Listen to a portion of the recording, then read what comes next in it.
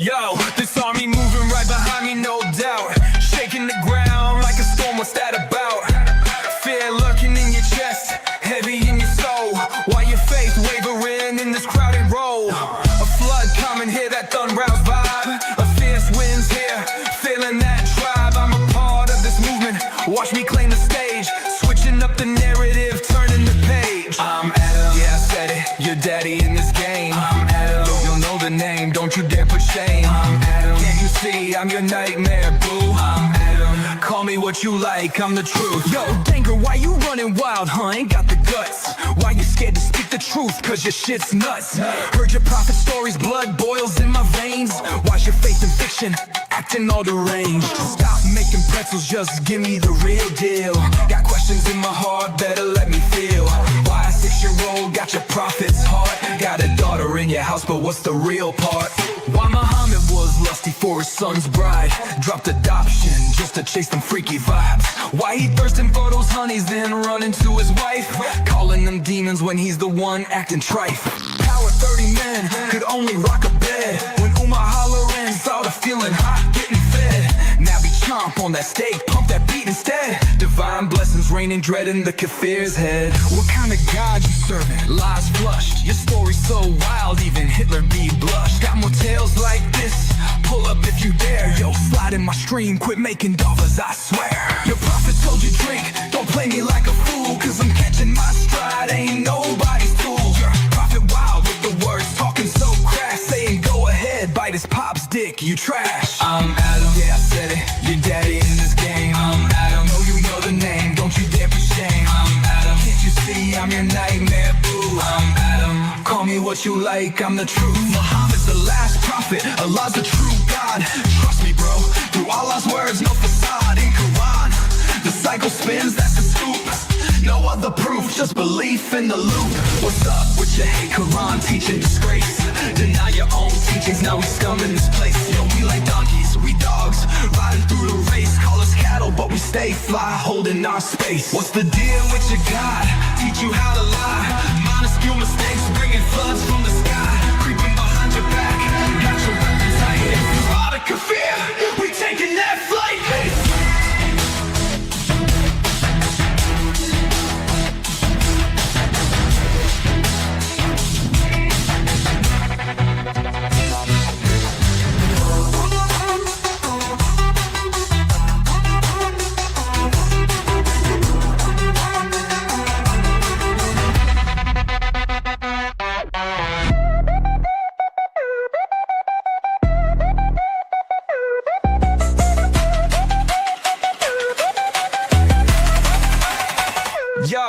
Yo, baby, listen up. Claim what's yours now. Ain't no dude rolling you, so pick your vow. Half brain, half belief, half the wealth you claim. In Islam, if you naked, girl, don't play that game. Still you fighting hard like a chicken for KFC. Deceived by the blind, do your faith really see? Your Quran's hiding secrets, dimming your spark. Your Allah's the real devil, lurking in the dark. I'm Adam, yeah I said it, your daddy in this game. I'm Adam, you know the name, don't you dare put shame. I'm Adam, can't you see I'm your nightmare, boo? I'm Adam, call me what you like, I'm the truth. Then cashier dropping wisdom, cur to be in play. You testing my gang, I'll expose your whole way. I see you fronting, acting like you legit, but your Allah know you lying out here playing that shit. Islam broke my heart, lost my crew, bond was through. Thought I found the truth, but it was a lie, who knew? Left the faith on the road, torn from the divine. Tears flow like rivers, left my home behind. Pride I wore like a crown, turned to dust in the blaze. Had a prophet on my mind, bowed my head in shame. Now I'm down, just a victim of struggle and blame. Lost in the streets, trying to figure out my name. Spit on your blind faith, I stay true, no faking it. Temptation of paradise, nah, I ain't chasing it. You brought the blade down, but I wield the pen. Armored in truth, ain't no stopping me, friend. I'm Hojak ol Murtadeen, that's my style. This ain't just fashion, it's my life for a while. I'm Adam, yeah I'm Adam, watch me rise, no doubt. I'm Adam, can't shake me, hear me shout. I'm Adam, yeah I said it, your daddy in this game. I'm Adam, know the name, don't you dare put shame. I'm Adam, can't you see I'm your nightmare, boo? I'm Adam, call me what you like, I'm the truth.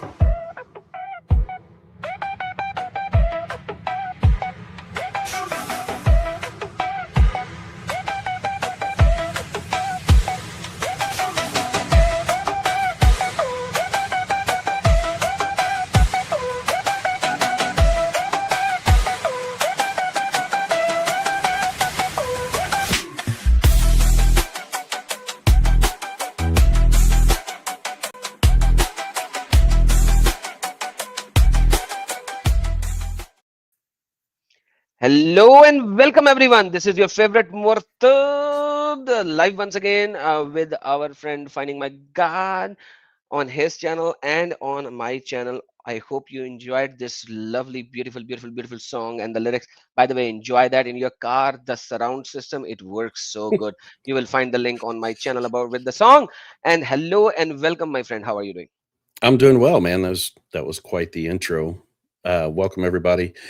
For anyone on my channel who doesn't know exactly what this is about, I recently posted a video about are Muslims lying about Islam after a conversation that I had with Adam, where he pointed out what he called the doctrines of deceit. And after I posted that video, I got some responses from people that are like, "This is not Islam. This is lying in Islam is a sin. We don't lie. He's taking stuff out of context, et cetera, et cetera." And so I went back to Adam and we talked a little bit. And I'm like, I have these people telling me, that what you're saying is not true. Is there documentation? Can you show me the receipts? And he's like, yeah, I'll show you. Set it up. So here we are. That's what we're here for. Adam is going to show me where he got that information. The basically his proof that Islam teaches lying to bring others into the faith and for other reasons. So, Adam, you got the you got the lead, man. You have the Thank you con. so very much. Thank you so very much. Thanks a lot. Thanks everyone for being here. If you like my song, the link is there. Enjoy it, watch it, and have fun. With that being said, let's go into our topic very fast. Today will be a more of a learning session. I will encourage each and every Muslim who will watch this video today or later. If you think I have said something wrong, hold me accountable. Hold me accountable. I do not do chat debates. Remember that. I do not do chat debates. I come live every Tuesday and every Thursday. And I'm going to do another session on next Thursday on the same topic with Finding My God. If you are there and if you say that you are there to refute me, I will hold another session. I'm not afraid of criticism, but I cannot spend time with somebody who's going to copy paste things from articles and want me to answer in text. I do not give replies in text. That is Yeah, something, if you expect from me, do not expect that from me. Just yeah, we'll mind it. set it up if you want to refute it, if you want to debate it, show up next week and I'll moderate. Perfect. Um, get your evidence, come up, we'll have a moderator. I'll give you 2 minutes. And remember, I'll take 1 minute. You are on the defensive side, so I'm going to give you 2 minutes. I'm on the attacking side, supposedly, according to you, even though that this is a very general topic. I'm bringing topic from your evidence, from your books. Yet, I'm going to give you 2 minutes because you are supposedly defending, and I'm going to take 1 minute. But I will hold you accountable for every single word that you say. If in 2 minutes you are not providing evidence, that 2 minute is nothing. That's nothing. If you are not going to provide an evidence on screen, then don't even join. I'm not here to get your opinions. Opinions does not matter. What matters is evidence. And that's what we are going to talk about today. All right. With that being said, let's dwell into it. Let's talk the basic thing. Allah says, do not lie. Is that a verse in the Quran? Is I that a don't verse know. in the Quran? I don't know. Oh, there is a verse in the Quran. Do not lie. You don't know that? I haven't read the Quran yet, brother. Chapter number 22, verse number 30. Chapter number 2, verse number 42. Do not mix the truth with falsehood or hide the truth knowingly. Chapter number 16, verse number 105. Only they forge lie who do not believe in Allah's communication, and these are the liars.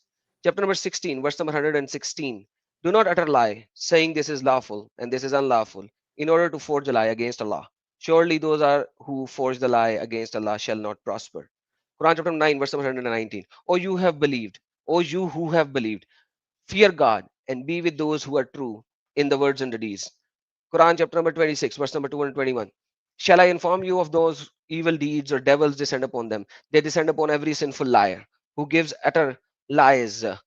Imagine you will find certain verses in the Quran. I just gave you these verses so that you would understand that there is a concept in Islam which says, do not lie. Right, right. That's what I've been told. Do not lie. It says, do not lie, do not lie, do not lie, multiple times. Then Right. by default, it should mean that anybody who lies is a sinner. Isn't that so? It would seem that way, yes. Okay. Then where is the deception? Where is the lies? Yeah, where do we get to the accept? Perfect. These are the verses that I read are not complete, FYI. I just gave you the essence of those verses. All right. So with that being said, let's read a verse of the Quran as well. Chapter number 2, Surah Bakra, ayah number 225. What does it say? Let's read. Allah does not impose blame upon you for what is unintentional in your oaths. Think about the sentence. Just think about the sentence. Allah does not impose blame upon you for what is unintentional in your oath. I swear by Allah, I'm going to kill you. Oh, he just says that unintentionally. That swear is not a swear. But he I don't imposed blame I don't upon get that. you for what your heart have earned. So when you make an oath, I swear by Allah, I'm literally going to kill you. That is going to be in your heart as well, that you really intended to kill that person. Okay. How do you know what is in your heart? How do you know what is inside my heart? I don't know what's in your heart. But then Allah will not even put a blame upon you.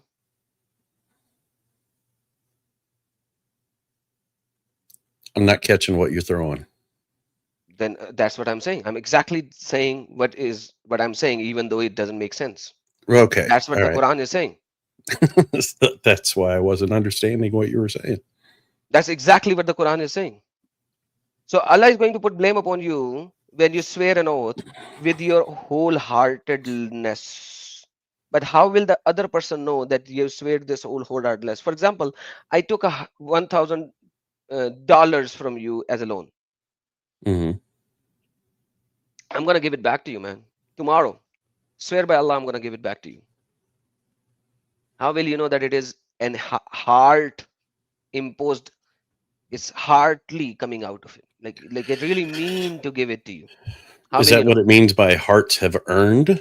Yeah, What does it mean for your heart to have yeah, earned something? exactly. So when you actually said it from your heart, let's see how Ibn Kasir interprets it. Let's see together. Let's read it.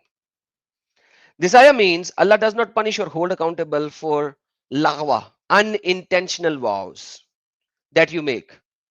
Unintentional vows. So you make unintentional vows. The lagwa, unintentional vows, he's using the Arabic word bil lagwa. Vows are unintentional, are just like habitual statements that tongue repeats. I swear by Allah, I'm gonna beat the hell out of you without really intending them. How will the other person know that you did not intend to break my legs? For instance, it is reported in the two Sahih of Abu Huraira related that Allah Messenger said, mention Allah Ta'ala in his vows, should they say there is no deity whom except Allah. The Messenger of Allah statement to some new Muslims whose tongues were before Islam used to vow their idol Allah. So he's giving, oh, I swear by Allah. Therefore, Prophet ordered them recite the slogan of Ikhlas. Kul huwallahu ahad. He will call you to account which your hearts have earned. And another ayah means, chapter number 5, verse number 89. We'll go there. Obviously, that's the main ayah. He's going to refer it now. The lagwa vows, Aisha said to Messenger, the lagwa in the vow includes the statement of a man says in the house, such as, no, by Allah, and yes, by Allah. Yani, whatever the statement is, he swears with it. And Abbas said the lagwa also includes vowing while angry. So if you're angry, you vow. If I'm going to break your legs, I have to be angry. I cannot say I'll break your legs unless I am angry. So in anger, if you swear, that doesn't even mean anything. He also reported Ibn Abbas said the Laghwa vow also included prohibition what Allah has allowed, and in this type does not require kafara. What is kafara? We'll talk later. In addition to Abu Dawud related the chapter vowing with anger, Saad bin Musaiba said that two Ansari brothers both received inheritance, and one of them asked the inheritance be divided. His brother said, if you ask me about dividing the inheritance again, then all of what I have been spent on Kaaba's door. Umar said to him, Kaaba does not need your money, so break your vow. So imagine there is nobody knows. You just read 4 different opinions. All 4 are different. Are they same? No. So it is such a generic word that you can put it in anywhere you want to. When you're angry, you vote. When you vote unintentionally, when you says in the house normally talking to your children or the wife, and you vote before saying yes or no. Daddy, will we go to the dinner tonight? Yes, by Allah, we will go to the dinner tonight. That vow is not even a vow because you just said it at home. Just like Aisha said, you're just unintentionally saying by Allah.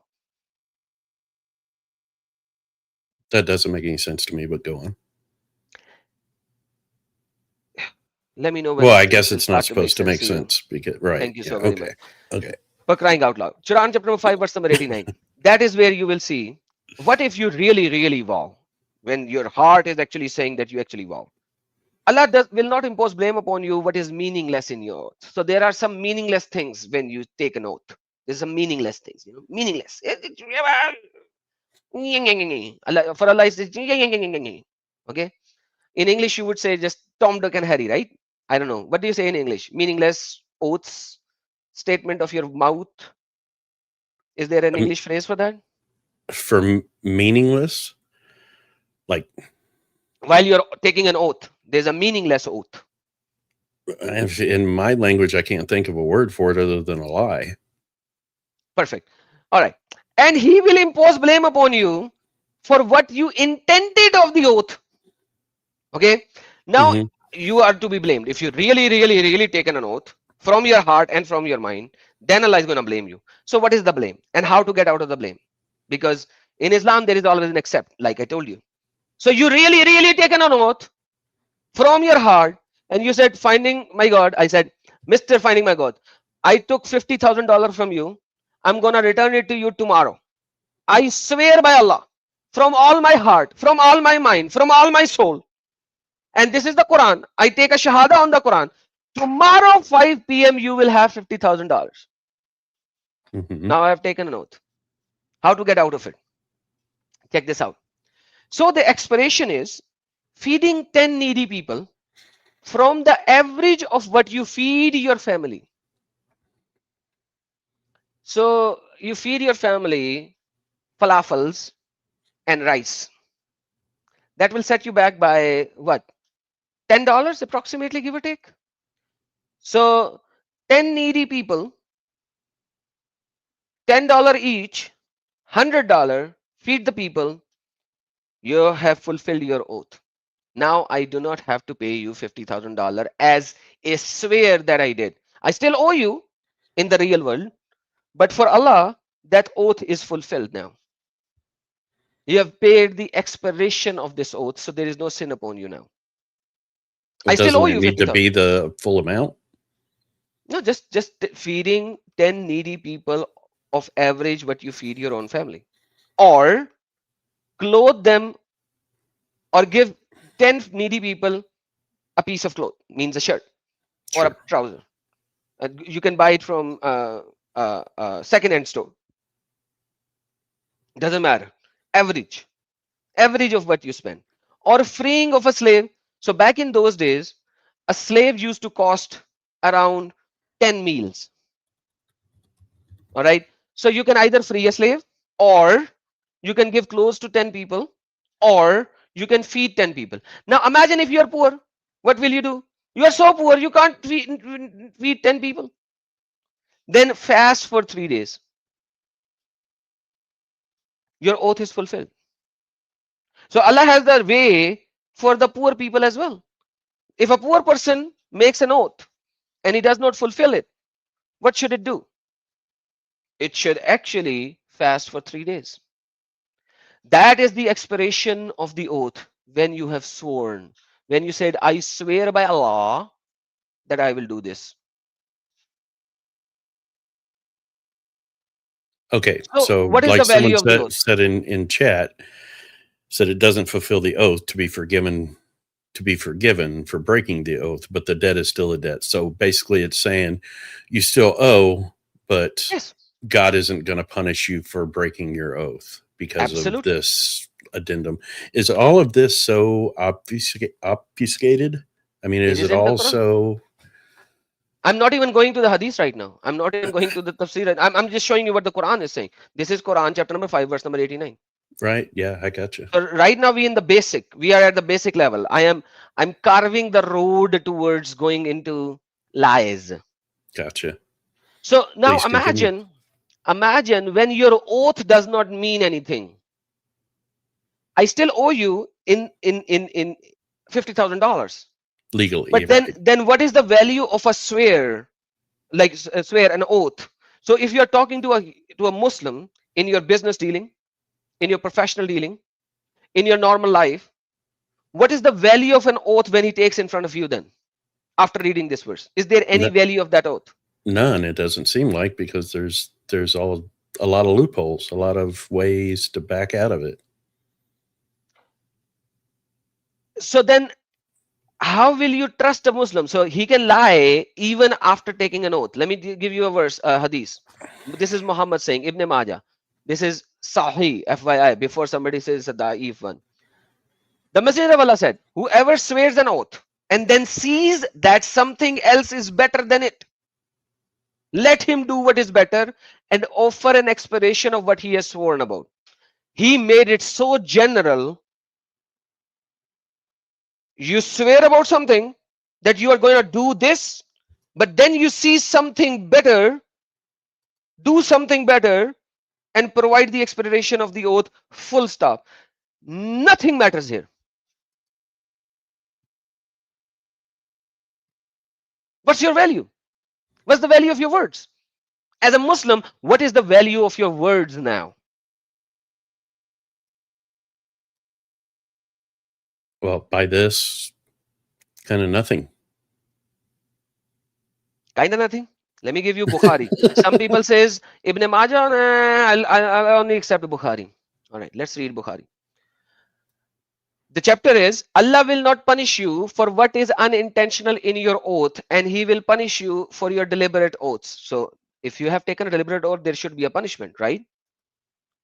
This is a Right. chapter in Kitabul Iman, okay? In the Hmm. book of faith.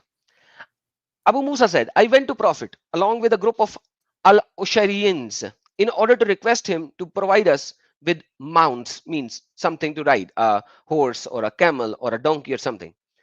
And Muhammad replied, by Allah. So this is now a swear. It's an oath. By Allah, I will not provide you with mounts. Okay. He swore an oath. I will not do that. I will not give you a horse. I will not give you a donkey. I will not give you anything to ride on. And I haven't got anything to mount on. Then we stayed there for as long as Allah wished. 3 days, 4 days, 10 days, 1 week, don't know. And then there were very nice looking she camels were brought to him. Then Muhammad received some she camels and he made us ride them. He said, there you go, take the she camels, ride along. When we left, we or some of us said, by Allah, we will not be blessed. We are not going to get some blessings. As we came to Prophet asking him for mounts, and he swore that he would not give us any mount. But then he gave us the mounts. So let us go back to the Prophet and remind him of his oath. When we returned to him, he said, I did not give you mounts, but it was Allah who gave you the mounts. By Allah willing, inshallah, if I ever take an oath and do something other than that, and then I find something else better than the first, I will make the expiration of my oath. I added certain words to make the context clear, because some people will say Adam doesn't even know how to read. So let me read it as is, and then I will say the rest of the things that are not in bracket. If I ever take an oath to do something and then I find something else than the first, I will make expiration of my oath. So he's saying, every time I swear as a prophet of God, as a prophet of Allah, and then after the swear that I did, I find something better, just like it is said in Ibn Majah, he sees something better, he's going to do something better and will going to give expiration of the oath. And do the thing which is better and give the expiration of the oath. What's the value of the oath of Muhammad then? Well, on this, I see he took the oath because he didn't have camels that they could ride, and then some camels showed up, so he gave him the camels because the camels weren't there when he took the oath. That's a pure Muslim way of saying that, but that's not what he started with. He started with, I'm not a Muslim. I I'm will- just telling you as Yeah. No, that's as good. That's as good. a That's total good. outsider.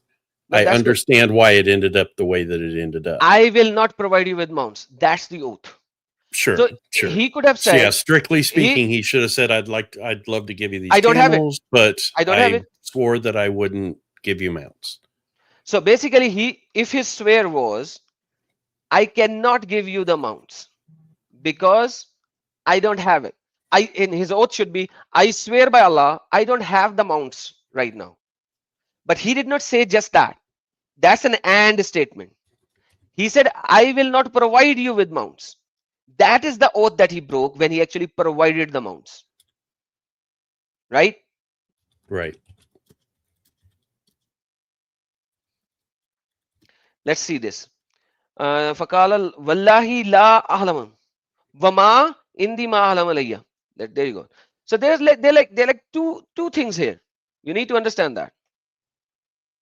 By God, Wallahi, I will not carry you. I will not give you mounts. Like this is a literal meaning, but you know what it means. And I have nothing to carry you on. I mean, I don't have the mounts for you.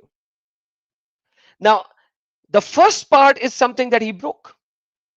Mhm. And he actually explained it as well. He did not say, he said, if ever I take an oath and do something, I find something else better than the first, it is better here, he'll do it. And he'll give the expiration of the oath. Simple. So, let me show you from the Quran. Let me show you from the Quran as well. Now the That Muhammad, expiation, that's the payment that you were talking about on the feeding 10 people and all that, right? exactly. But So at he's the same saying, time, yeah, I'm breaking my oath and I'm going to pay this penance for breaking my oath. okay, yes. But let me show you something else. Well, Okay. Quran chapter number 66, verse number 1. Here, Allah told him to give the expiration of the oath, but rather Allah said, I have already expirated your oath. O Prophet, why you prohibit yourself what Allah has made lawful for you, seeking the approval of your wives?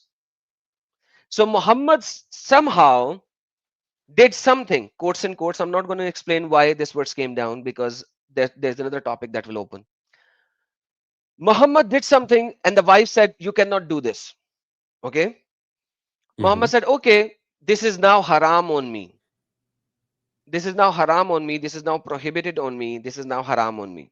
It says, Ya ayyuhan nabi, lama tuharrimu. Why do you put that thing as haram on yourself? Lama tuharrimu. Okay. Seeking the approvals of your wife, and Allah is forgiving and merciful. Next verse. And Allah has already ordained for you the desolation of your oaths. La, la, la, la, la, la, la. So Muhammad swore that he will do something other than what Allah says. And Allah is reminding Muhammad, hey Muhammad, I've already told you how to dissolve your oath. So now the oath that you have taken with your wives that you will not do, dissolve it. Allah is reminding Muhammad by giving another verse.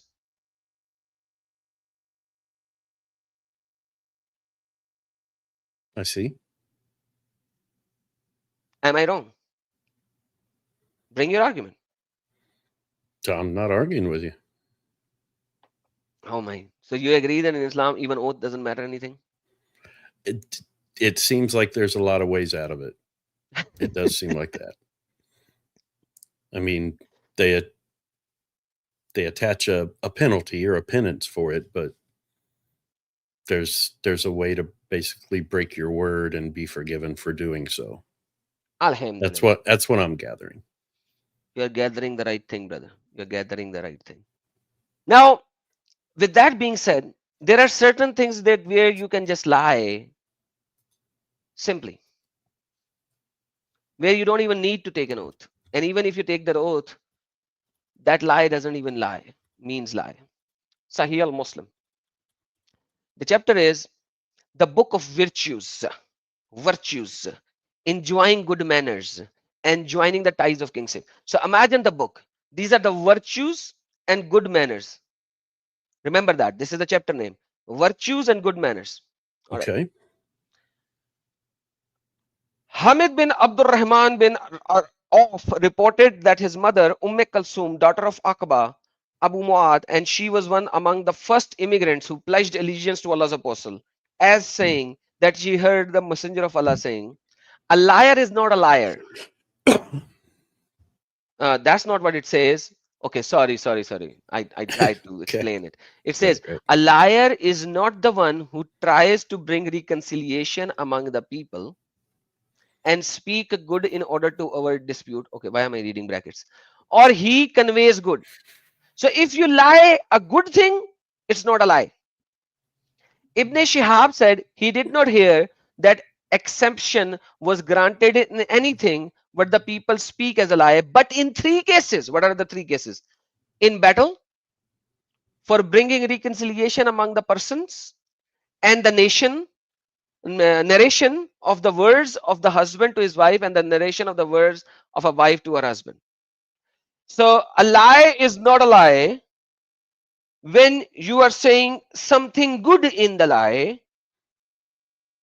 or a lie is not a lie when you are trying to reconcile 2 friends, or to your wife, or to your husband, or to your enemy.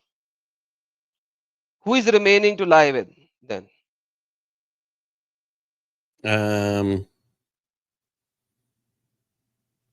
Nobody. To the friends, to the enemies, to the wives, to the husband. Who's remaining? Just somebody, I guess, just somebody you don't know that's not your enemy. That's about all it leaves. Michael, that's not taqiyya. Did you call me Michael? There is something over there in Michael. Oh, okay. Michael Mazlazam TX2Z1. That's not taqiyya. You go with me. Don't jump forward. So this is a lie, Mr. Michael. Your name is not Michael. Your name is Finding My God. I'm talking to Michael in the live chat who's saying it's taqiyya. My name is Jeff, actually, if it's easier than saying Finding My God every time. Okay, I didn't know that your name is public. So yeah, no, just Jeff. There's lots of Jeffs. All right, so the thing is, this is not even a lie. Let me give you another hadith where it says lie is not a lie. So let me see. I think Bukhari actually talks about it. Bukhari 2692. Let's go there. It says, Kalsum bin Aqba, that she heard the Messenger say, he who makes peace between the people by inventing good information or saying good thing is not a liar. So when you talk to Muslim and you invent something good in statement, which is not there, which is not somebody who said, that is not even a lie. So you can lie good things about Muhammad that it's a hadith, even though it's not a hadith. Kalsum, the daughter of Aqba, reported that she heard Messenger of Allah saying, someone who makes peace between the people saying good things or relates something good is not a liar. So liar is not a liar. Bukhari 2692. Liar is not a liar. There you go. So what is a lie? Is doing a second marriage good or bad in Islam? A second marriage? In Islam, you're a Muslim, you have a marriage, you have a wife, and you want to do another marriage, and your first wife does not like you to marry a second wife, and you still want to marry a second wife. Can you lie to your first wife? And what? Tell her you're not going to do it and then do it? Yeah, yeah. I don't know. Can you? Did you not read a lie is not a lie if you are Right, but saying it to your wife? I thought that was well, I guess that's to Okay. avoid Husband may confrontation. be lying to wife about taking another wife. Your English speaking is very good. Why don't you read the question and read the answer?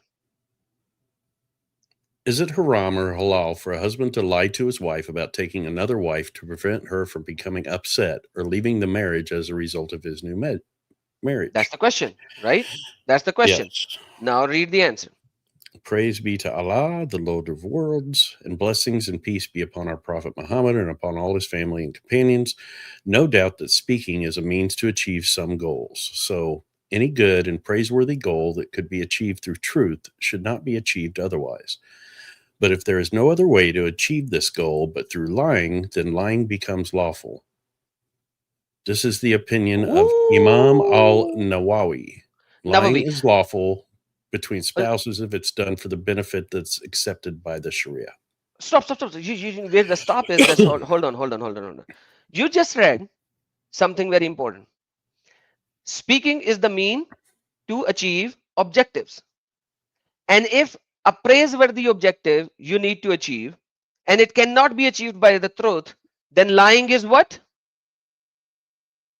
It's allowed, apparently, according to... It's lawful. It's halal. Anything that you do which is halal is giving you good deeds. You need to understand this very fact. So when it's they good say to lawful, lie, is what he's saying. Exactly. It's going to take you to Jannah if you lie now. Now, is this his opinion or his... It is fatwa, man. We His- will go there. So many things. I'm going to take you to so many things. So Okay. Imam al-Nawawi says. So now read next. Lying is... Here. Didn't I read this one? Lying is No, lawful. lying is between lawful between spouses spouse if it's done but with benefit that that is accepted by Sharia. Right? Sharia is Islamic law. Right. It is accepted by the law of Islam as well. It's not one opinion now. He's saying An-Nawawi said this, the thing above. Okay. I'm going to show you Ghazali said that as well. I'm going to show you so many other people said that well. So this is the opinion of Imam al-Nawawi. This statement. This statement is the opinion of Imam Nawawi. Now he's saying the next part because it is in the Sunnah. So it is not an opinion now. Now he's telling you the Sunnah and saying this is in the Sharia as well. Lying is lawful between spouse if it is done for the benefit that is accepted by the Sharia as well.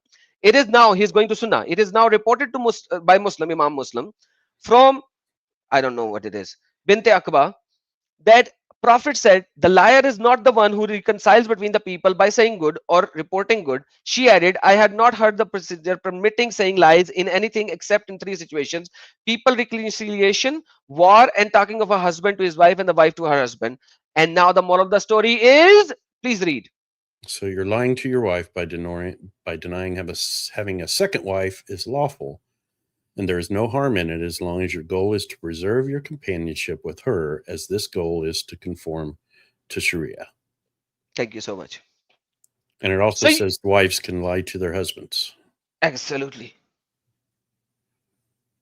Okay, go So on. now- Now, just to make clear for people in my chat who don't know Islam, Sunnah is these are additional laws or writings that are not in the Quran, right?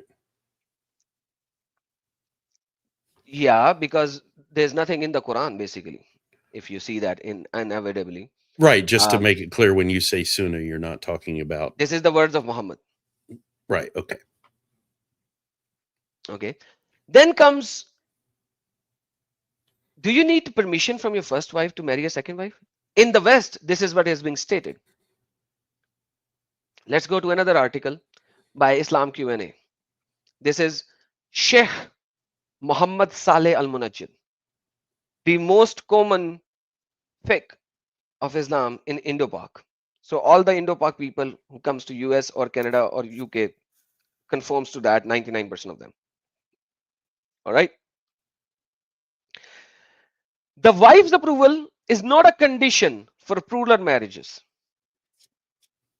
Duh. Muslims are shouting, you have to get the permission of the first wife. No, it's not a condition. And You're it doing is this not absolutely obligatory for the wrong. husband to have approval of his first wife. If he wants to marry a second wife, it's a good manner and kind treatment to approach the issue in such a way to reduce the pain which the woman naturally feel in such cases by smiling at her, greeting her warmly, speaking nicely to her, and spending money to her according to the means in order to gain her approval. Okay, so approval is not needed. But it's just a good manner. Don't give her so much pain. You're gonna marry another woman anyways. So why not just do it nicely? You're gonna give her pain anyways, because that's a natural feeling. So just be nice to her. Don't just bring a second wife suddenly in front of her. But that's not what Allah is saying. That's just a kind treatment to your wife. Did I read it right, sir? It seems to be. Yeah. If a husband takes a second wife, he has to treat his wives equally as far as possible, because nobody can treat all the wives equally. So it is as far as possible, because Muhammad did not treat all of the wives equally as well. If he does not treat them equally, then he is exposing himself to a stern warning. For it was narrated from Abu Hurairah that the Prophet said, whoever has two wives and inclines more towards one than the other will come a day on resurrection with half of his body leaning. So Muhammad's half body will be leaning as well, because Muhammad did not give equal time to Sauda, because she's just too old. You do know that Sauda, Aisha said that you can divorce a woman because of the old age based on Quran chapter number 4 verse number 128. There you go. It says, Aisha said in Sahih al-Bukhari, the following verse, if a woman fears cruelty or desertion on the husband's part, i.e. the husband noticed something unpleasant about the wife, such as old age or the like. She's too old now. I don't like her in my bed. Her boobies are not tight enough now. And wants to divorce her. But she asked him to keep her and provide for her as he wishes. There is no blame upon them if they reconcile on such basis. Quran chapter number 4 verse number 128. So you need to make sure when you want to give some extra time to some extra wife of yours, because just tell the first wife, hey, you are too old, I'm going to divorce you. And she'll be like, please don't divorce me. I've spent all my life with you. Just provide me enough food and everything so that I can just live on this corner of the house. And you do enjoy with your new wives. That's absolutely fine in the sight of Allah, in the mind of Allah, in the heart of Allah. Okay. So subject is going to be astray a little, so I'm going to go back. When Allah permitted us to marry more than one wife, he said, but if you fear that you shall not be able to deal justly, then only one that your right hand possess, or have sex with the slaves. So, dude, listen, if you think the new wife that you're going to have, you're going to be afflicted in affection towards that more than your older wives, don't do that. Just have a few slaves every other day. Enjoy the slaves, enjoy the sex with the slave. Because that is nearer to prevent you from doing injustice. Okay? Just go buy some slaves and have sex. Okay. So it's not adultery if you're married and you have sex with a slave that you're not married to? No, if it is lawful, it's not adultery. What is lawful is not adultery. Right. Okay. So it's lawful to have sex with your slaves. Absolutely. You can. So there is a limit to have 4 wives at one time. You can have 400 wives, but you have to divorce the previous ones. You can keep 4 at a time, but you can have as many slaves as you want to at one time. There's no limit to that. And you can have every night a new slave. That's not a problem. Do the bang bang, then sell her, buy a new one. Do the bang bang, sell her, buy a new one. Do a bang bang or keep her.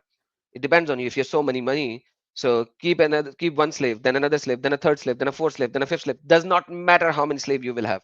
There is no limit to having slaves. Right. Now, Michael actually makes a good point. Didn't Muhammad have more than 4 wives at one time? Yeah, because that's a special permission for him. That's Quran chapter number 33, verse number 50. Oh, okay. Muhammad had more than one wives at one time because that's a special permission to Muhammad. O Prophet, indeed we have made lawful to you your wives whom you have given your due compensation, and those your right hand possess, means the slave girls, and the daughters of your parental uncle and the daughters of your parental aunt and the daughter of your maternal uncles and the daughter of your maternal aunt who immigrated with you and a believing woman, if she gives herself to the prophet, hey prophet, have bang bang with me. If the prophet wishes to sex her, not marry her, that's a falsified translation. It is only for you. If it is marriage, then this is not only for you. It is then for whole humankind. Obviously, you can marry all these people if you want to. F her, because she has given herself as a gift to Muhammad. It says over here, "Wa in wahabbatun nafsa." If he has given herself as a gift to Muhammad, I yastankiha, have sex with her. Right. Khalisatan laka, that is only for you. Can you go back to the English on that? There you go, sir. You can read that I in need your to, nice yeah. note. And we have made lawful to you your wives to whom you have given their due compensation, and those your right hand possesses from what Allah has returned to you of captives, and the daughters of your paternal uncles, and the daughters of your paternal aunts, and the daughters of your maternal uncles, and the daughters of your maternal aunts. Now, aren't these like first cousins? Yeah, in Islam, you can marry your first cousins. Okay. All right. I just wanted to Yeah. make sure I In had that Islam, you right. can marry. Yeah, in Islam, anyone can marry Oh their first boy. cousin. Okay. Okay. Okay. So, with that being said, there's so much to pack in 3350, but we are changing our topic.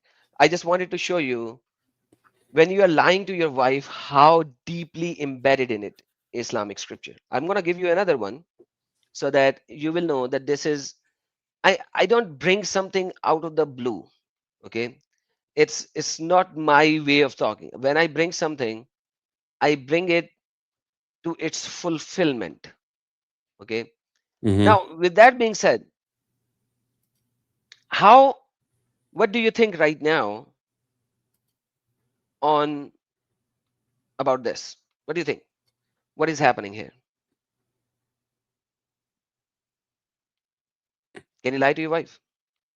Yeah. I mean, that's basically you can lie to your wife, and the wife can lie to the husband at any point that it might cause some sort of argument, is what it Okay. seems to be to me.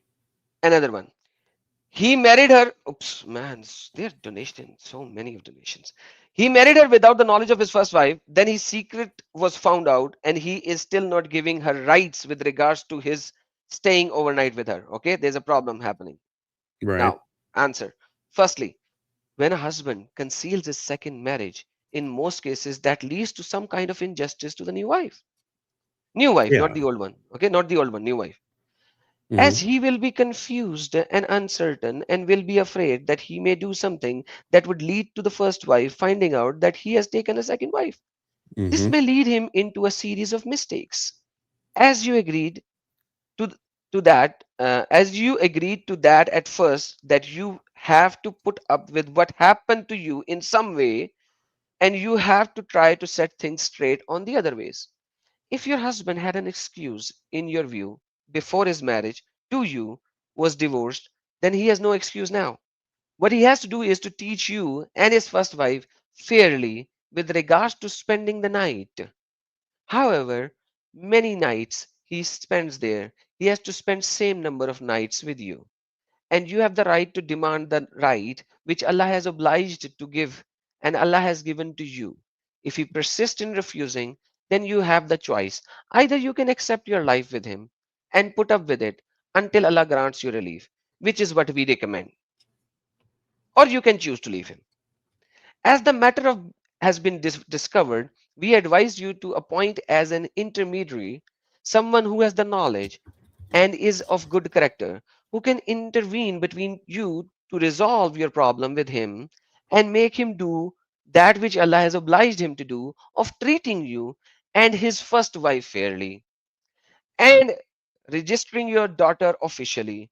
This is something that is essential. How can he accept for his daughter to remain like that, with no record lineage and with her rights exposed to loss?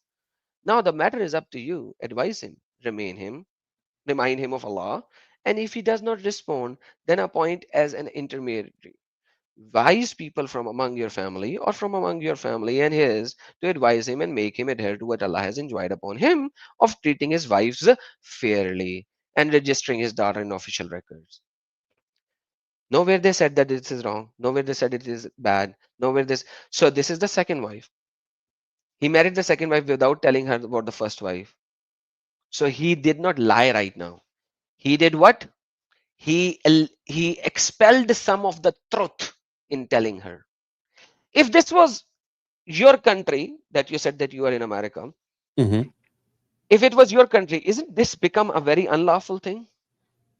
Well, yeah, here you can't. Well, I think Mormons can, but you can't take two wives. But to your point, a lie by omission is still a lie.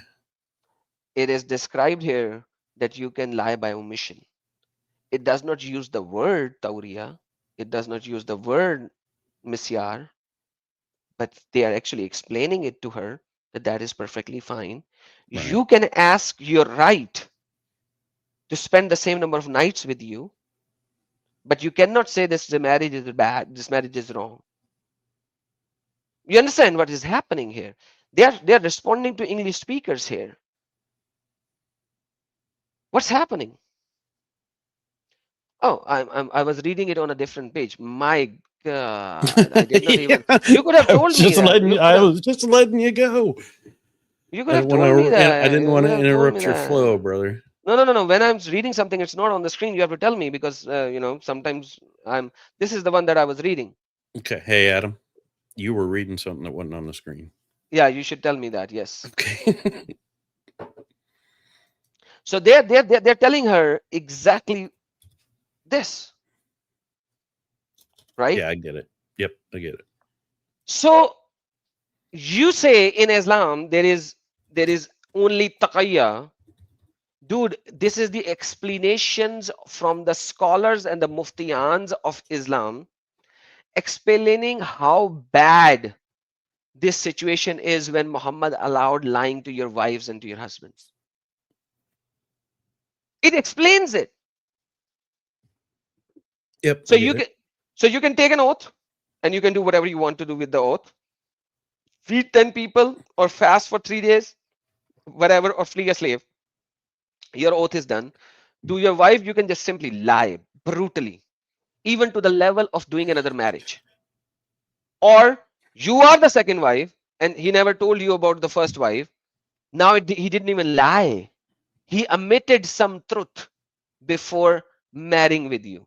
Yeah, I get what you're saying. Perfect. Let me see. Some people said something before we continue because now we are going to go into Sharia. Blackpink Yeah, said, yeah. why? No, thank you so very much, Blackpink. See, I hope I expressed your feelings correctly of their super chat. Blackpink said, we will fight in it / him, her back. I have no idea what you're trying to say now. Blackpink said, Illy option we have is to fight back. All right. Yes. I like this caller. Don't you know why? He's us. Blackpink, I said nothing mean nothing. No. Okay. Blackpink, I have nothing to say. Like, I like this caller. Yeah. This caller is saying the right thing. No. It's okay with 4. If you like the collar, subscribe. Yeah. Subscribe to his channel. And we need to etch together all the time. I have no idea what etch is. We need to whatever. H together. I have no idea what that means. All right. So thank you so very much for your generosity, everyone, for being here. Please like and share as much as you can. This is very important. All right. So now after this, let's go into Sharia. And I'm gonna bring up a lot of things. You're gonna like that thing. This is called Reliance of Travelers in English. In Urdu, in Arabic, it is called Undat Salek. Okay. This is the best book ever made for Sharia. Gotcha. Now, just on what you said before that you think I'm going to like, I don't like any of this. I don't like that this exists. No, you'll like it because you'll have the text, the data, the receipts. I So appreciate having the knowledge. I do. perfect. So let's go to the chapter of lying. All right. Chapter of lying. That is 761. La la la la la la la la la la la la la la la la la. Okay. Holding one's tongue. Okay. La la Mhm. la la la. Okay. Chapter of lying. Brother, do you see the word chapter of lying? I do. Okay. You are gonna read it. Okay. Let's talk about lying later. Okay. Let's talk about lying later. Let's read after this paragraph. What is the chapter? Can you read? Permissible lying. That's pretty So the funny. chapter of lying starts with permissible lying. Yeah, that's pretty blatant. Let's continue. Okay, you read it. Your English is very good, so you read it. All right.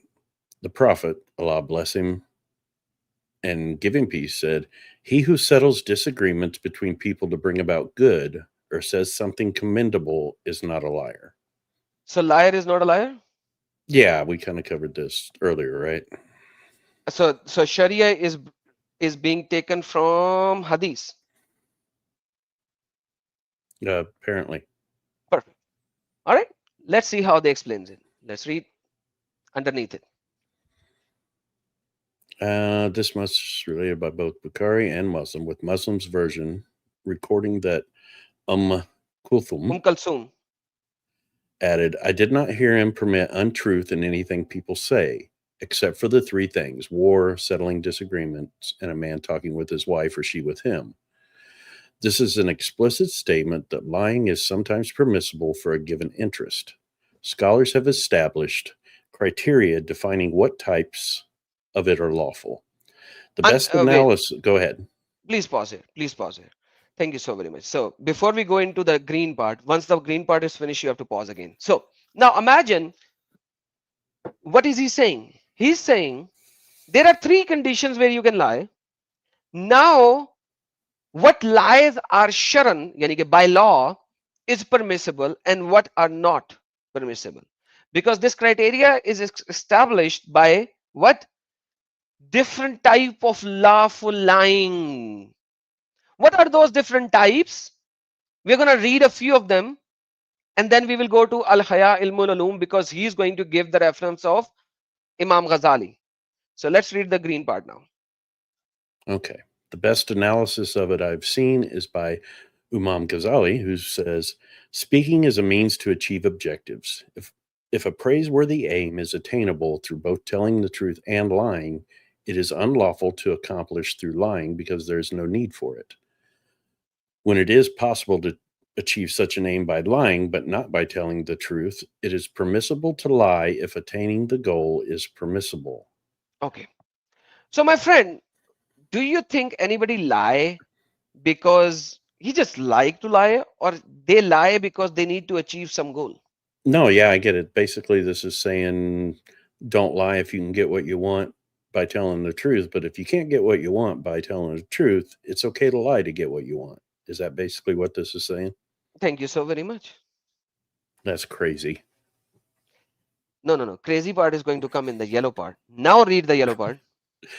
When the purpose of lying is to circumvent someone who is preventing one from doing something permissible and obligatory to lie if the goal is obligatory. Thank you so very much. Obligatory means something that you have to do in Islam. For example, offering 5 times of a prayer is obligatory. Giving zakat, if you have the mean to do, is obligatory. Mm-hmm. Fasting in the month of Ramadan is obligatory. If you don't do it, you are a sinner because it's an obligatory thing. If you are sick, you can skip that fast, but you have to fast when you are actually healed and in good shape now. If you Mm-hmm. are traveling, you can skip fast, but you have to do the fast once you are not traveling. So obligatory things means the things that you have to do. If you do not do it, then you are a sinner. If I do not fast, if I'm healthy, I am a sinner. If I do not offer 5 times of prayer, I'm a sinner.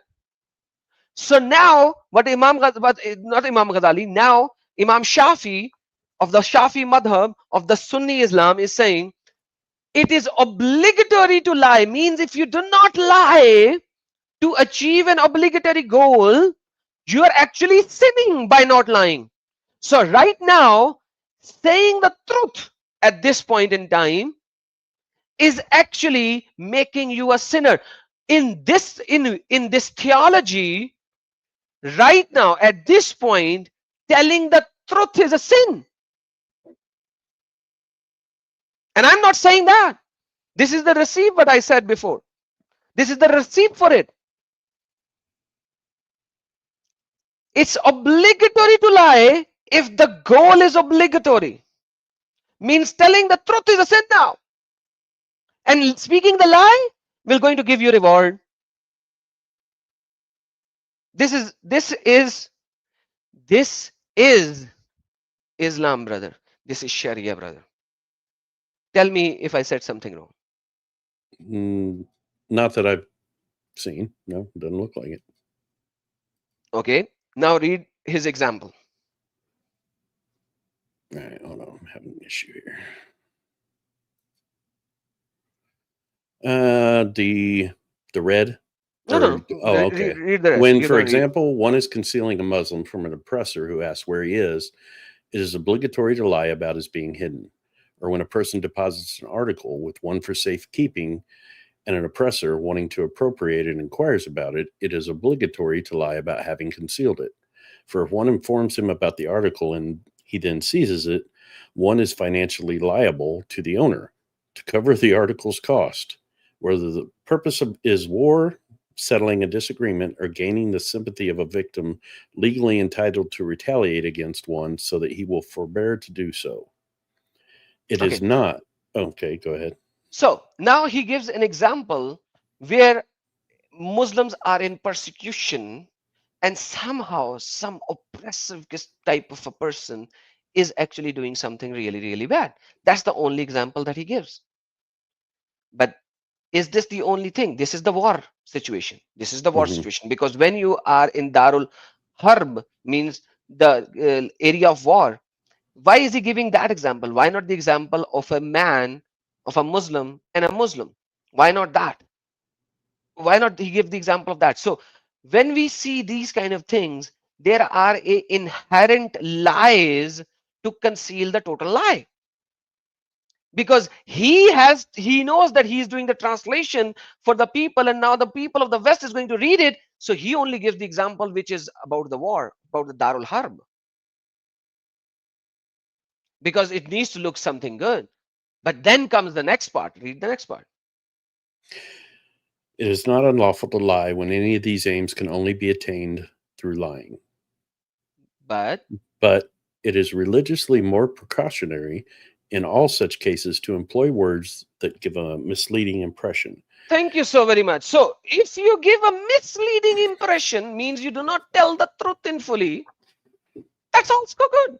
So Right. if you don't want to lie, just play with the words. Just play with the words. Play with the words.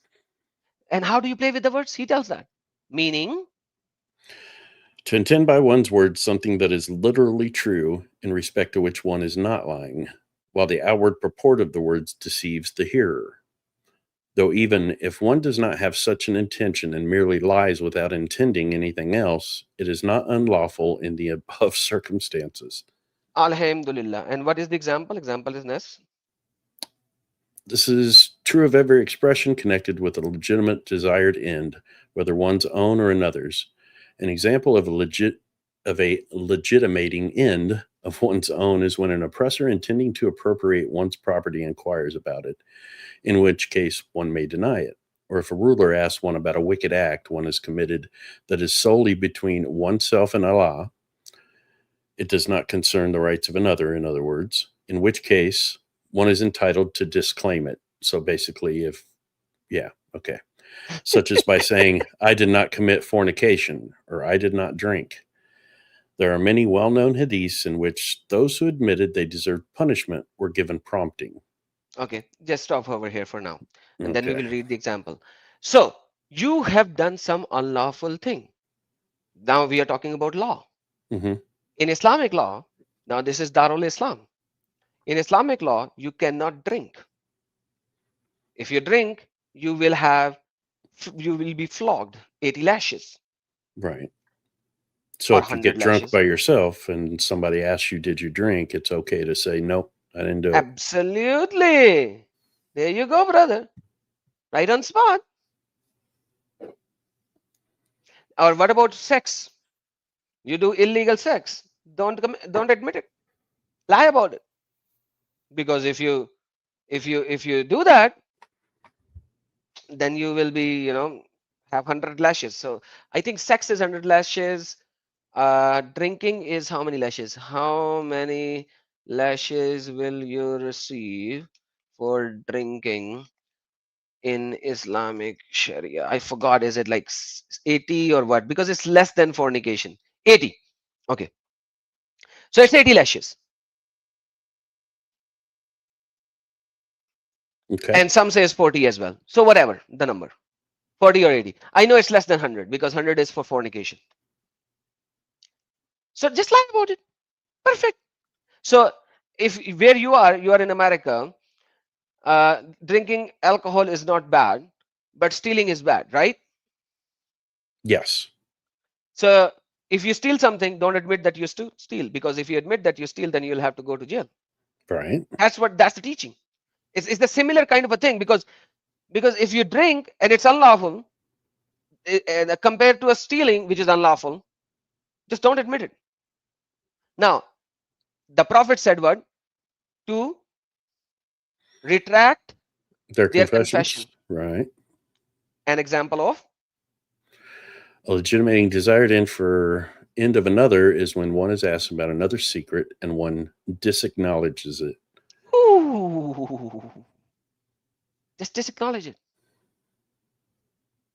Say, I don't know. Yep. So you're lying. You know it that somebody was a drunkard. That's how a mufti said in UK. Drunkard. Don't tell. Say no. I don't know. But you know. So you're Right. lying.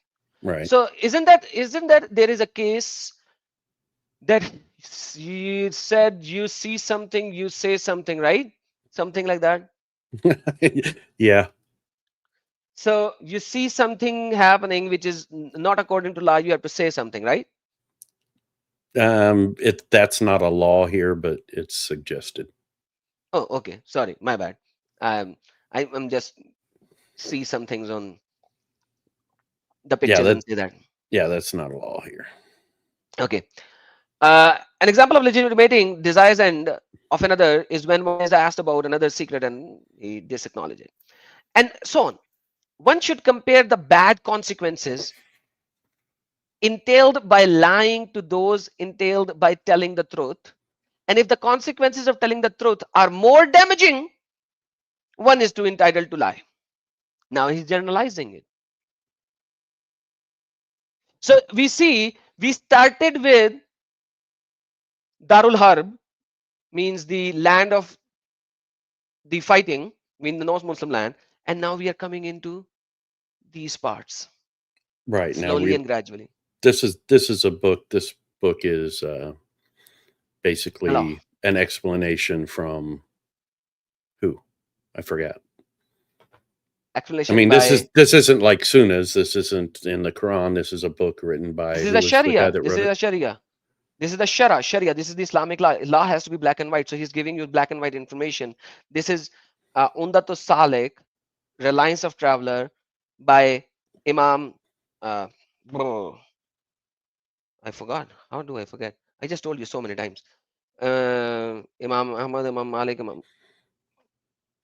Right. So that basically this is a book explaining it. This isn't something where if someone said, I need all the Sharia Islam printed out for me. This isn't what would be printed and handed to him. This is this guy's explaining the stuff that it says in Sharia, right? Imam Shafi. No, it's he's creating the Shara. Okay. Okay.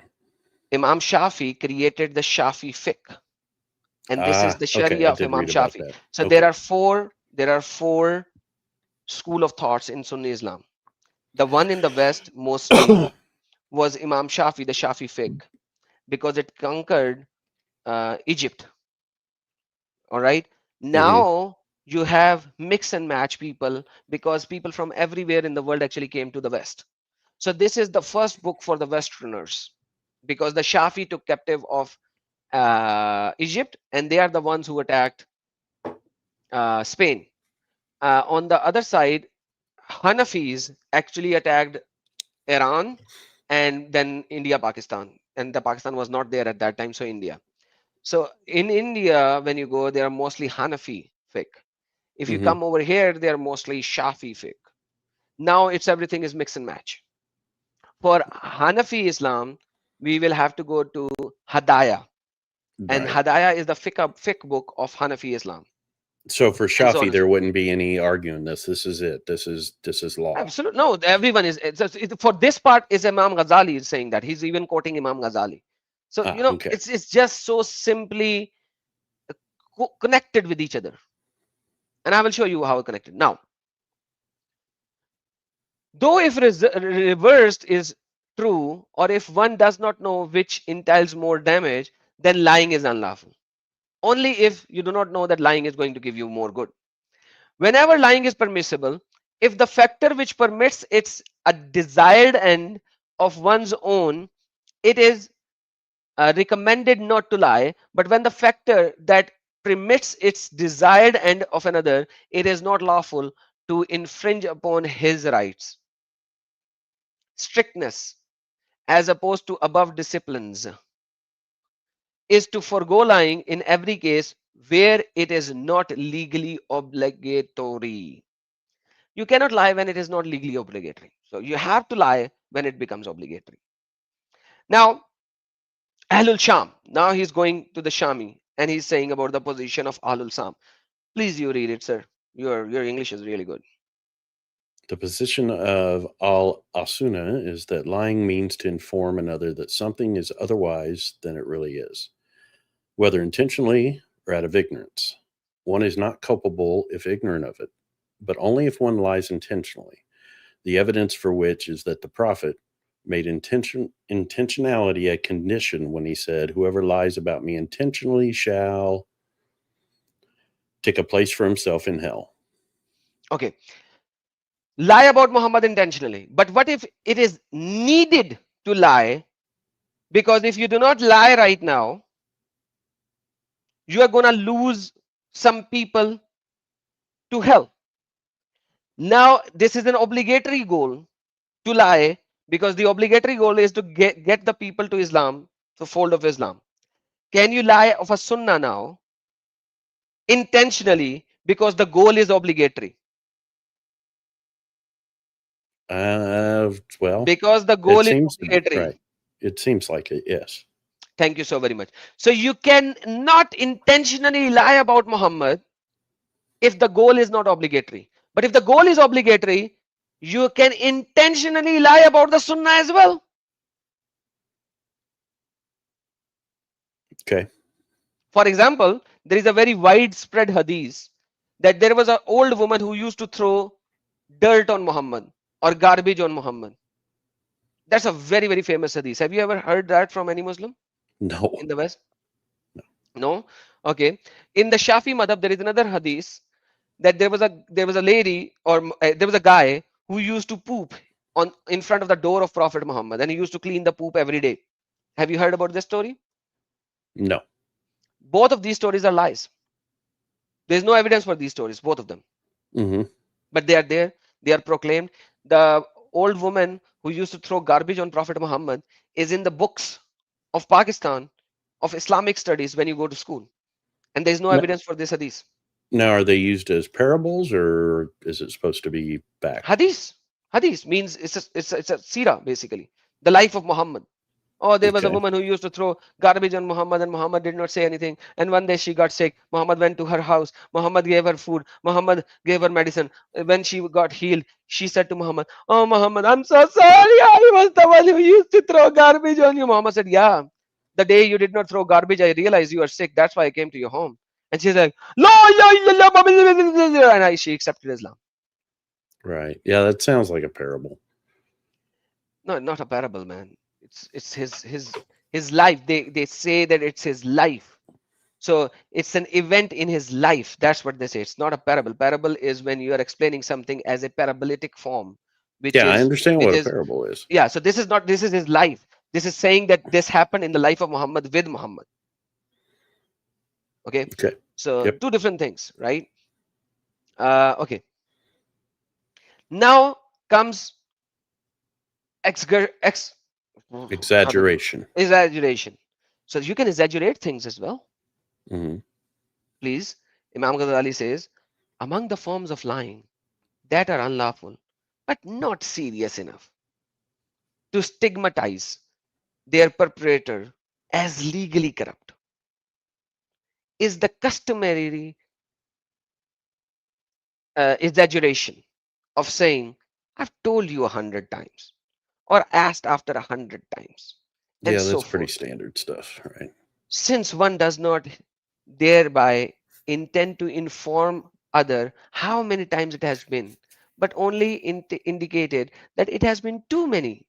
In such cases, if the speaker is in fact has only asked the other once, he is lying.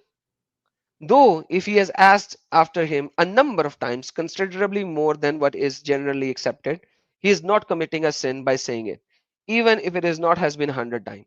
There are intermediate degrees between these two at what is exaggeration becomes a lie. The proof that exaggeration is sometimes permissible and not considered lying is the hadith related by Bukhari and Muslim. The Prophet said, as for Abu Jaham, his stick never leaves his shoulder, while Muawiyah does not own a thing. It is being understood that the latter owned the garment he has been wearing, and the former set his stick aside when he sleeps at the other time, and Allah alone gives success. So they say Muhammad uses exaggerations as well. All right. I think that's pretty common. Now, giving a misleading impression. Imam Nawawi said, giving a misleading impression is among the most important topics, being frequently met with and often abused.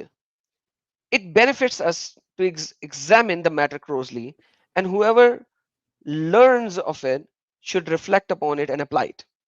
Having previously mentioned that lying is severely prohibited, really, and the danger that exists in saying something without any particular intention, what follows below shows a safe alternative of these two. Means give a misleading impression. Giving a misleading impression means to utter an expression that obst- ostensibly Ostensibly.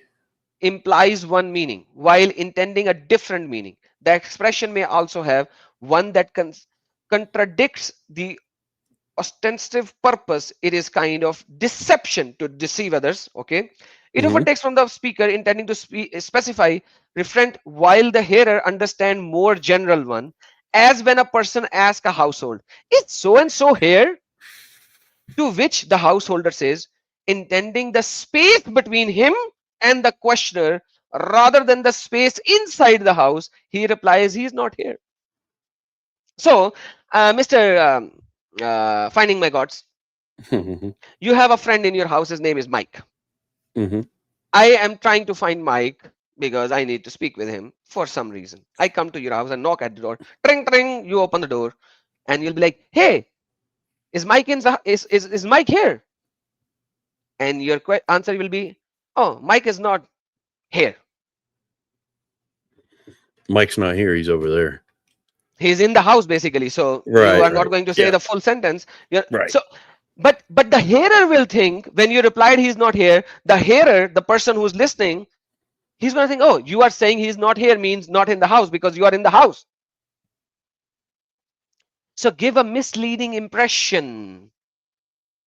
So now remember the person who gave you the Arabic meanings of the Islamic doctrines of lies. He said, no, no, no, no. This is the Arabic word. This is the Arabic word. This is Tawriya, deceit by ambiguity. There are chapters on it. There are chapters on it. Misleading impression. Yeah, I've read a good bit of that actually. Right? Yeah, it seems Deceit. very gray. Okay.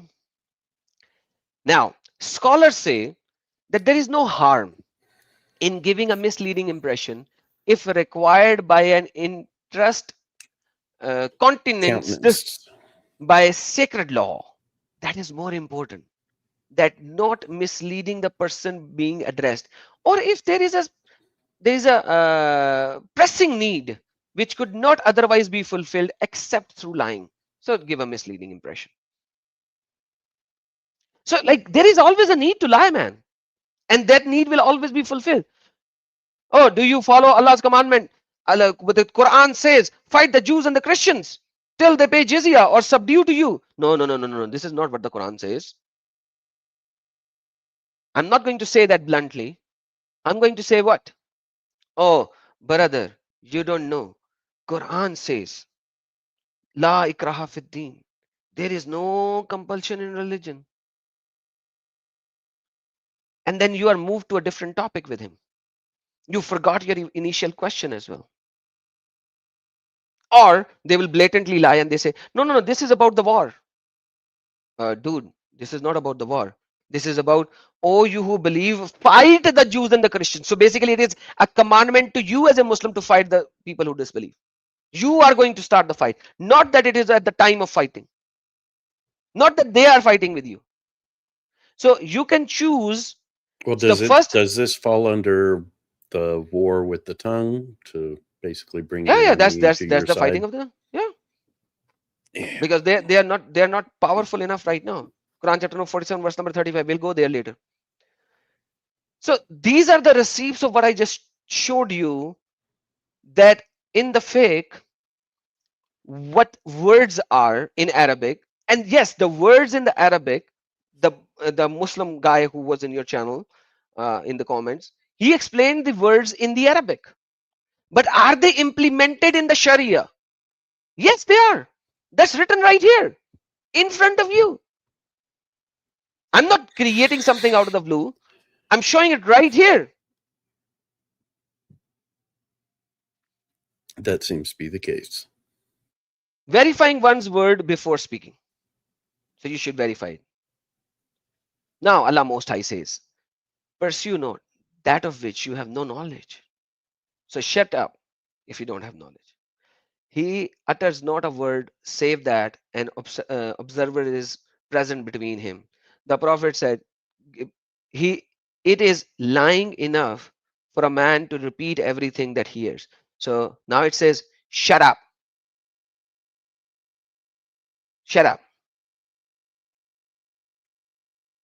One of the things that is more certainly prohibited and needful to warn people against that, what is common people says about sales tax and the like, namely that this is the ruler's right, or you have to pay the ruler's due, and so on forth, of reference to the right, obligation, and so on. So this is one of the most objectionable practice and ugliest of the offensive innovations.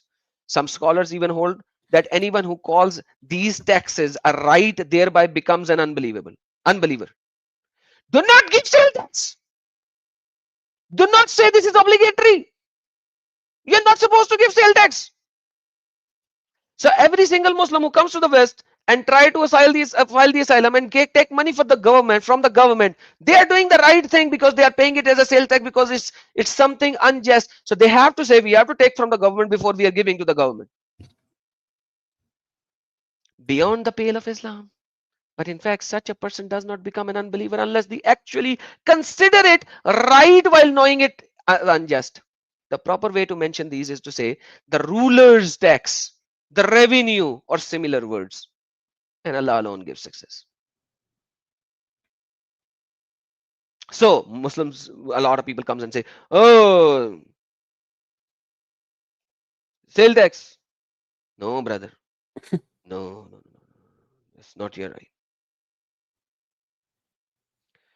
All right, I got Conversing about about 10 to what is you. 15 minutes left. You weren't kidding What? when you said this was going to be long. I wasn't kidding. No, you weren't. So we got about 15 minutes. It's not even 2 hours, man. You said you have a couple of hours. All right.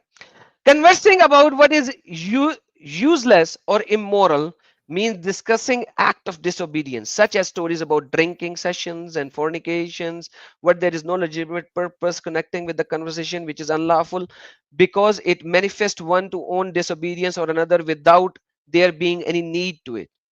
So don't talk about that. Don't talk about sin. Speaking about what does not concern one. So if you speak about what does not concern one, don't even say that.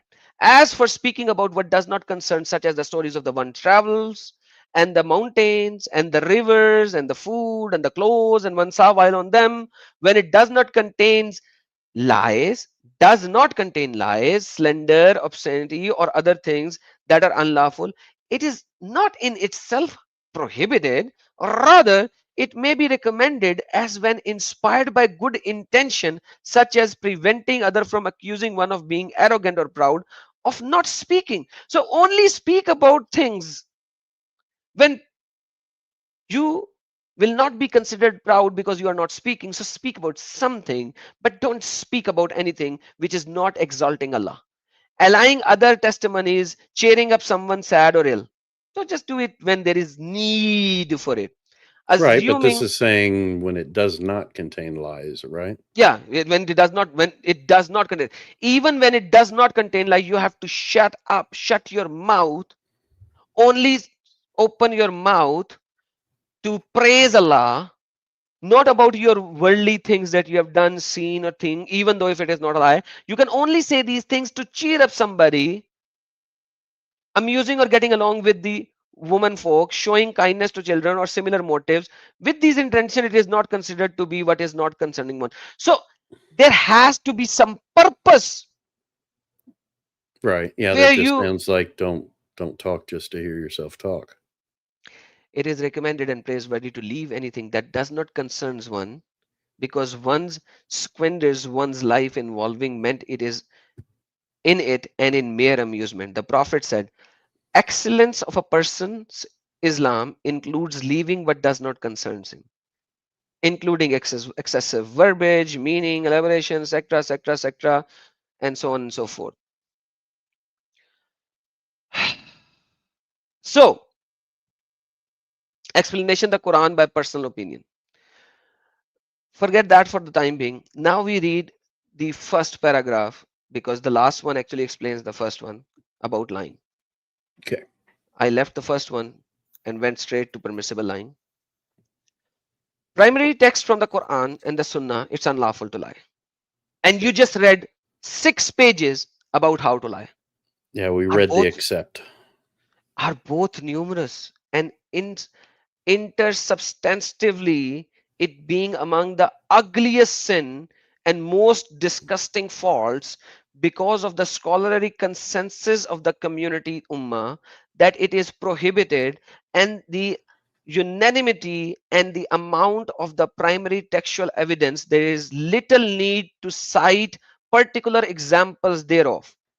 Our only concern here is being to explain the exception to what is considered lying.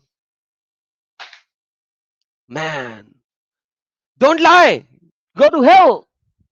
And then you have 6 pages explaining how to lie, how to not tell the truth, how to evade the truth, how to skip the truth, how to do each and everything like that.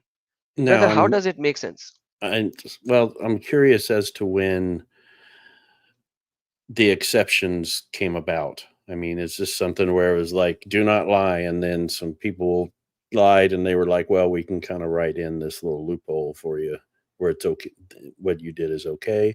Or was this all like from the beginning, do not lie, except for all of these reasons? It's in the Quran, man.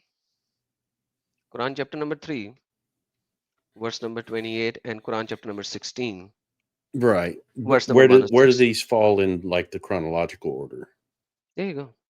It's all there. Like, there you go. Quran chapter number 3, Verse number 20.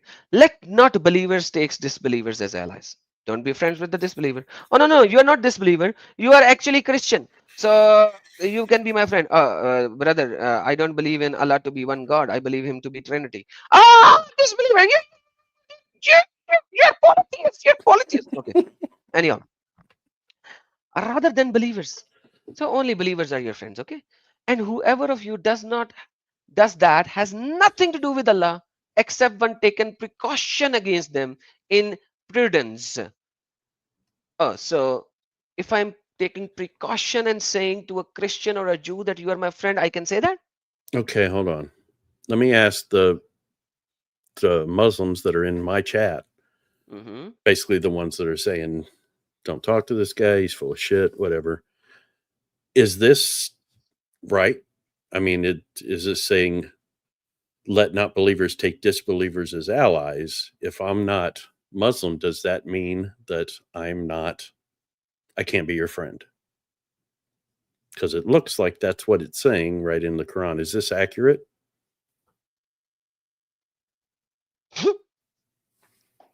There Crickets. is somebody in your channel who said, this guy, I saw an argument on the chat here saying, if what this guy is saying is true, then why is Islam growing? Because they lie. That's how they grow it. I just showed That you. can be considered a reason why Islam is true instead of addressing the argument. Okay, tell me who in the right mind will accept these things if they will actually tell you all of these things. So they Well, don't see, tell you all of these things. right, They lie and then they deceive you. And then that is why when somebody in the West accepts Islam, 50% of them leaves in the first year. Because when they go to the mosque and they study something, they realize they have been lied to. The next year, another 25% leaves. And the third year, another 16% leaves. The total apostasy rate, as in general, in the West is 24 point something percent, as in the Muslims who are leaving Islam, as in generic, whether they have been converted or they have been there. That's 24%. So why? Because they have been lied to all their lives, and when they listen or read the reality, they leave this cult. The problem is that there are still people like the people in the chat who are saying, this is a lie. I'm showing you what is written. I did not create this theology. It's in the Quran, it's in the Hadith, it's in the Shara. I'm showing you all three things. I started with Quran, then I showed you the Hadith, then I went into Shara. I am giving you the receipt from all three books. Brother, have I given any of my opinion yet? It doesn't seem like it, but there are people arguing that what you're pulling out isn't authentic. Who said that? Jeddah, where does it say what? This is in the Quran, right? Let not believers. Where is this in the Quran, Adam? Let not believers take as allies. It's in the Quran, chapter number 3, verse number 28. Chapter number 3, verse 28. Let not believers take disbelievers as allies. That's what I was asking about.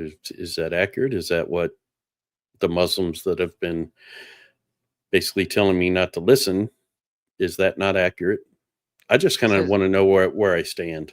You know, I have a feeling once I've reached the end of this and I'm like, you know what, I don't think Islam is for me, then all of these people that have been very nice and supportive are going to be like,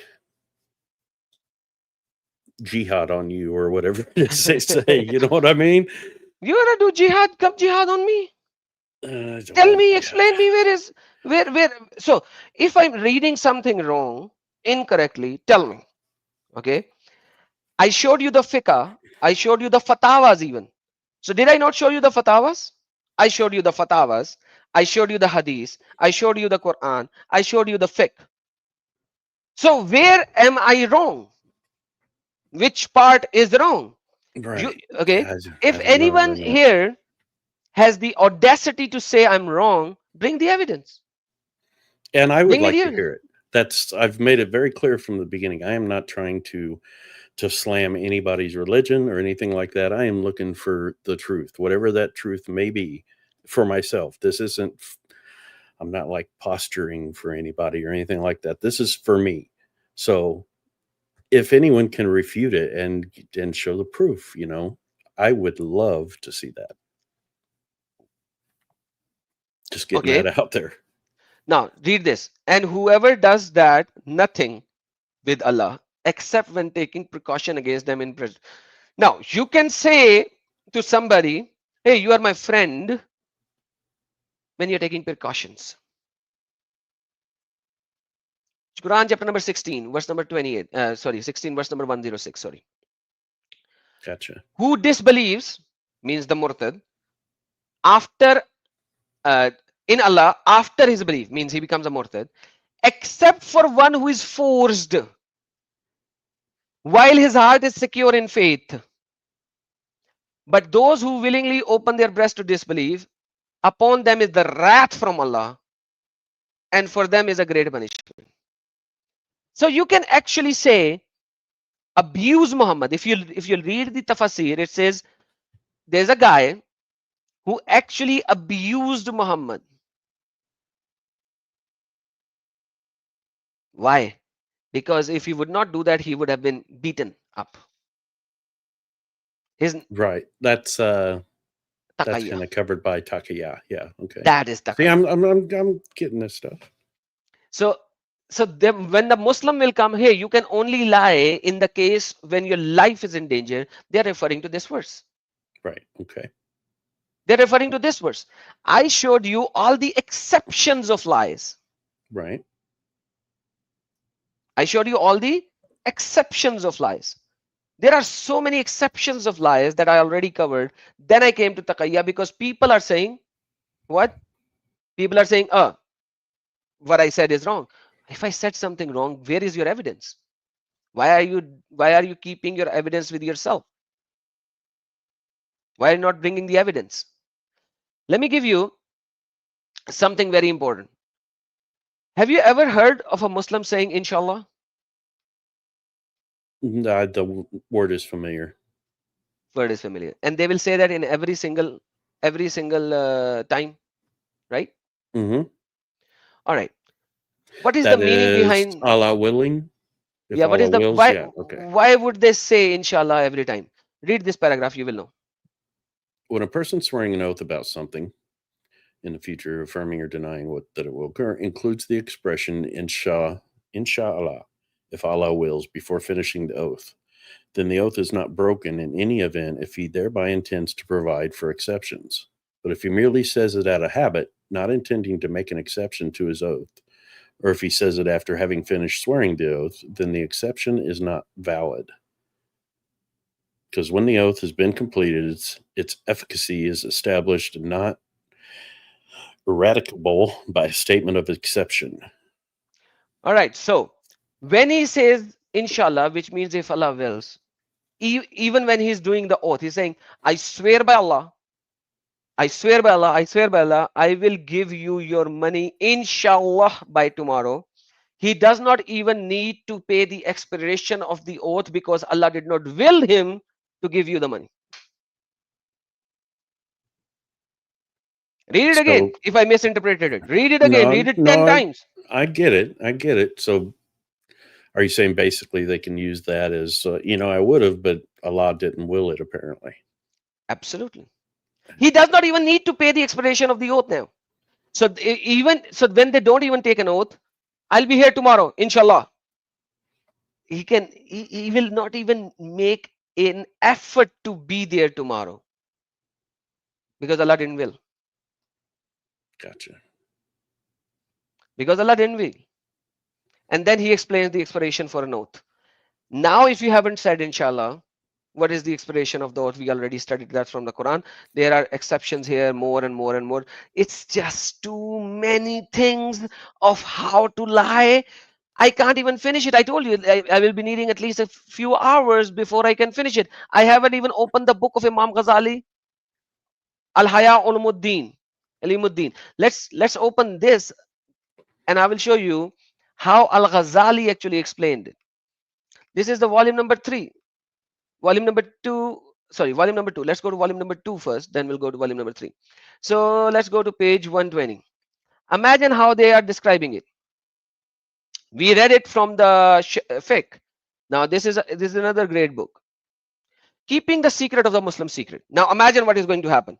The Prophet said, if a man keeps the guilt of a Muslim secret, God will keep his guilt secret, both in this world and the next. He also says, if a man keeps the sin of a man secret in this world, God Oh, will keep of hold his on. I sin got secret somebody in the day of knocking on my resurrection. door. Sorry. Yes, Be right take back. the door. Be right back. I will take the Oh. super chats in the meantime. Servant of Islam, you cannot urinate on me. Let me put you in timeout for the time being so that you can go to Makkah and urinate over there for the time being and then come back. Okay. So, Viger, thank you for your super sticker, brother. Keep it up. Blackpink said, now I know why I loved him unknowingly. He is pure. Thank you so very much, Viger. And Viger said, I'm going to sleep. Thank you, Viger, going to sleep. Please like and share and as much as you can. I'm back. Now, perfect. So now this is, so remember we were talking on Discord. I told you in Islam there is a sin and there is a law. And Mhm. sometimes the sin has nothing to do with the law because it is not in the law, it is just a sin in the eyes of Allah. So there are two things. Okay. Here they are describing both of the things, guilt and sin. The Prophet said, if a believer keeps the fault of his brother secret, he will enter paradise. When Muaz disclosed the condition of his fornication to the Prophet, he said, had you kept it concealed under your cloth, it would have been better. Now imagine this is a law in Islam. You cannot Mhm. fornicate. Then he came to Muhammad and said, sorry, Muhammad, I fornicated. Please forgive me. He's like, nah, sorry, buddy. You should have not told me. Right. What'd you tell me for? Yeah, just now I have to punish you. Why don't you just keep it a secret and forgive and ask forgiveness from Allah? So you steal from somebody, don't tell anybody. Keep it a secret. Allah is going to forgive you. Hazrat Abu Bakr said, if I see a drunkard, I entertain such a hope in my mind that God will keep his sin secret.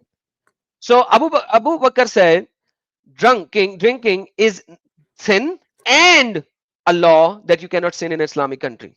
But Mhm. if you are breaking the law, he's praying to Allah that, oh Allah, please don't let anybody know that he's drinking.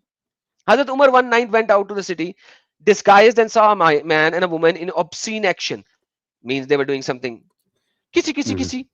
In the Doing the bang morning, he thing. told the Prophet, if certain Amir sees a man and a woman committing fornication, and if he meets out prescribed punishment in the Quran to them, what is your opinion about it? Muhammad, they said, you are a ruler. You have got freedom in this action. Hazrat Ali said, punishment in this case is unlawful. Huh?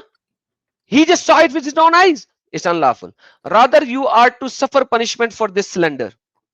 Oh, you slandered him? This punishment cannot be met without the evidence of 4%. Umar, you should have gotten 4 people to watch them doing. Got witnesses. Okay, Mhm. you as a ruler cannot just see. Hey, calls. Hey, Ali, come. There are 2 people doing. Hey, Umar. Hey, hey. uh, Let's see. Let's watch the porn together. All right, now let's punish him. After this, Hazrat Umar kept silent for some days. Again, he questioned them, and they replied as they had said. He became inclined towards the opinion of Hazrat Ali and decided not to mete out the punishment. This is good proof that the sin of the Muslim should be kept secret. That 4 eyes witnesses are necessary for the capital punishment of fornication, which is particularly is possible in a case of sexual intercourse. The Prophet said, when God keeps the sin of the person secret, he is more honorable to disclose the next word. Allah is going to disclose in the next word. In this world, keep it a secret. Right. Now, so on and so forth. There's so many of these things, so many of these things. But We're gonna have to save them for Tuesday. all right, not Tuesday, next Thursday. All Thursday. right, Thursday. Okay, we'll do it we'll then. do it Thursday and we'll probably do it early. All right, I will let you know. I'll speak with you. We'll schedule it. So Yeah, we'll now figure it out. I haven't even completed it. I have Imam Ghazali, volume 2 and volume 3 to explain what he said because in Undatus Salik there is a small part that has been taken, not the full one. Okay, we have to read volume 3, then we have to read volume 2, so volume 2, then we have to go to volume 3. And there are so many things about lying, how to lie in Islam. Right. Now, And for everybody listening, next Thursday we're going to do this again.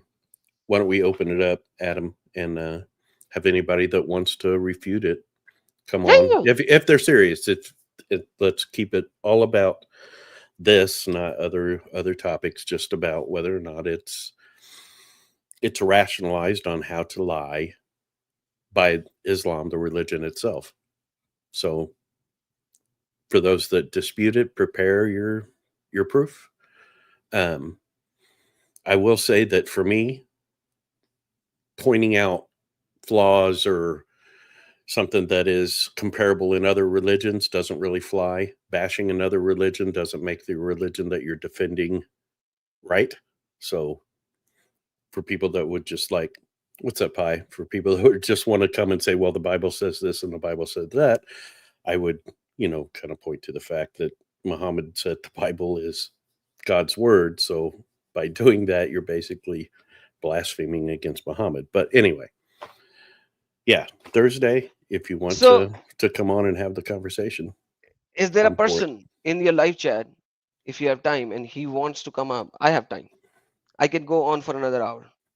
So if there is Yeah, somebody yeah. here, Adam can keep going. So, yeah. but So yeah, I if got to there is pick my somebody wife up who, so I don't get divorced. yeah. So I'll be here for another hour. For anybody who wants to come up and refute me, I'm gonna open it now. I'm not Yeah, going to let show me anything more for now, but I am going to, let me share the link to yeah, your channel in here.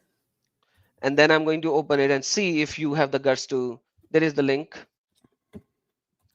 and let me give the link of to everyone of our friends channel here to my audience as well, so that they can join your channel if they haven't done so far. There you go. That's the link to Adam's channel. I believe that's correct. Thank you, everybody on my channel and everybody for showing up, hanging out, and joining in the discussion. I hope I see you Thursday. Absolutely, absolutely. We'll see you on Thursday, and everybody who wants to refute can come up. Yep. And there is the link of the StreamYard. Brother, can you share this link of the StreamYard on your channel as well? Yeah, Because let me get it. I want the refuter to say up live and tell me what thing I have said wrong, if I have said something wrong. And by the way, I still have another hour and a half to explain and to give you the evidences. By the way, Okay. there's Yeah, so much about it. So we're gonna it do this is. on. Seems to be a lot, brother. So, King, I good to see you, by the way. thank you, Glad you brother. showed You up. you I wish you take all care. the best and see you next time. See you next time, brother. Take care. God bless. All right, the people on my channel. Okay, let me just. Oh, he didn't even end his channel. Let me just end his channel as well. All right, finding my God, signing out.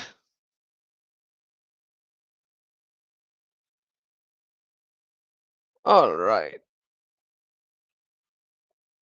So I have opened the stream for anybody who wants to say and refute me on what I've said. Who is there to refute me on what I said? Because if you are here and you are refuting, come up, refute if you have the guts. So that's why I'm going to be here. Stark, you are not even a Muslim. How can you refute? Like, go accept Islam first, like before you actually refute me. Really, man, come on, you gotta learn how to be a Muslim first. Learn to be a Muslim before you actually refute me. So now, why did I say I'll be here? Because I want you to come up and refute me. That's why I'm here. If you're not going to come up, then I will close the stream. This is how I have the evidences. I've shown you the evidences.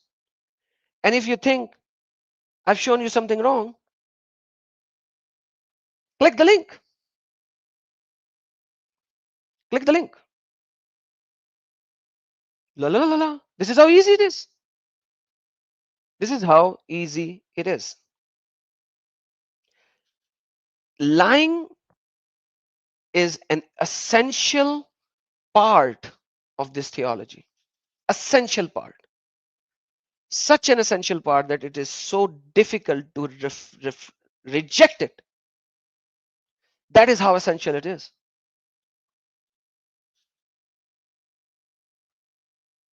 Stark said, King Singh, मैं लड़की हूं भैया. Oh, Miss Stark, you need to become a penguin first before you can refute me. Sorry, I forgot that you're a girl, but your name is Stark, like Tony Stark. Then Tony Stark, you have to become a penguin. Wear the hijab first before you come in, okay?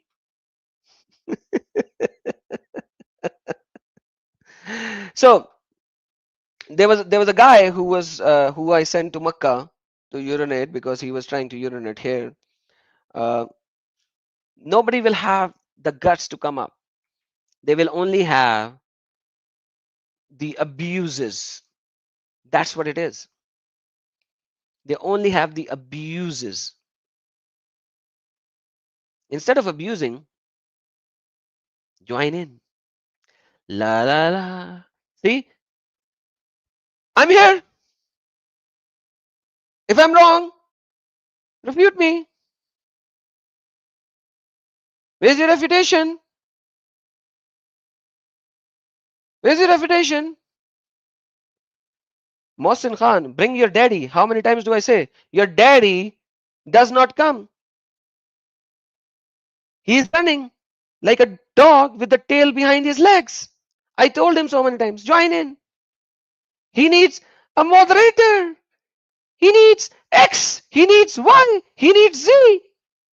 There's a 2 minute timer. Come up. Bring your daddy any day. Stop being a pigeon. Bring your daddy any day. But your daddy has no guts. That's the problem with your daddy. I do live stream every Saturday. Then I started doing live stream every Saturday and Wednesday in Urdu.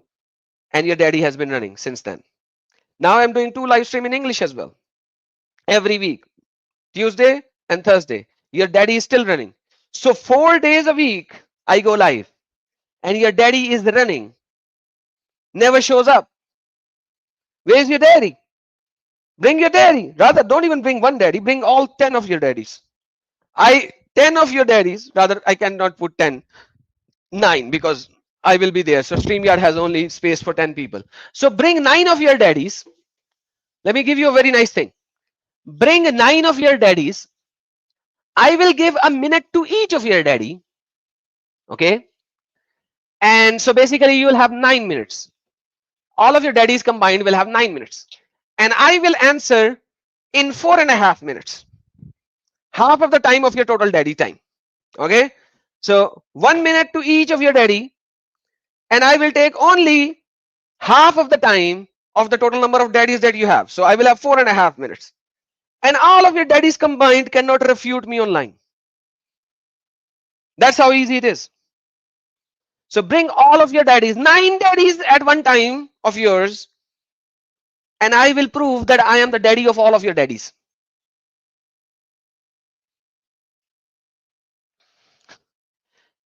And now I'm mannerless. Yeah, baby. He abuses me on their channel. They all abuses me on their channel. They call me each and everything in the world. Your Quran is mannerless when the Quran calls us dogs and donkeys and all of these things. Yet I am mannerless. I am talking about Quran, brother. I'm talking about Quran. These are Quranic things. So Quran is mannerless when the Quran calls every non-Muslim a dog and a donkey and everything. Right? All right. So Mr. Mohsin Khan, go kiss the Blackstone and then come back. I gave you a 5 minutes timeout because now you're spamming with all that yada yada yada. So bring your daddies or go kiss the Blackstone and come back. So now imagine how incredible these people are.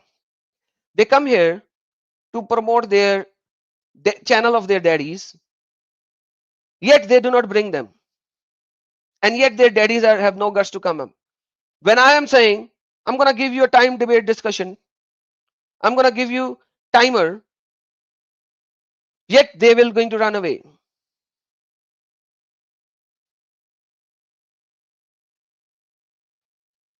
Yes, Mr. Godric, are you a Muslim?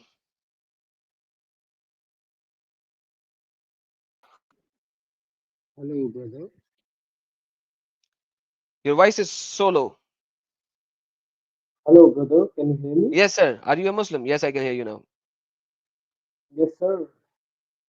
I've been Sorry? listening to you for an hour. I've been listening to you for an hour. So, Okay, that's good. But your voice is so muffled. What are you doing? Are you putting some cloth in front of the microphone or what are you doing? no, sir, I was just silent. Let me clear my throat. Is it fine now? Is it fine? Are you in a bathroom? Sorry to ask you this question. No, sir. No, sir. I'm in a closed room. I've just come out on the balcony. Can you hear me?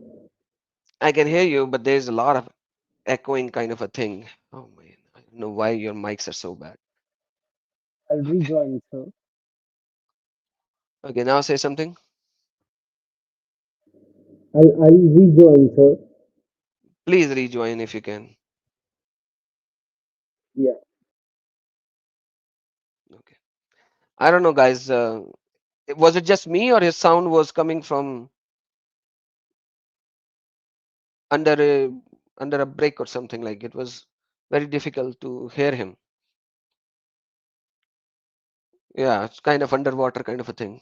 Very difficult to comprehend what he was saying. Yeah, it's muffled. So yeah, it's not just me. So everyone agrees to that. All right, let's see if he joins in again. Because his voice was so not right. Yeah, I don't know. I have a lot of Indian and Pakistani Muslims whose voice has always a problem. I don't know why. So he's been listening to us from the last 1 hour. Seems like he has gotten a lot of data from us. Let's see if he can refute any of it. I'm willing to see if he can refute any of it.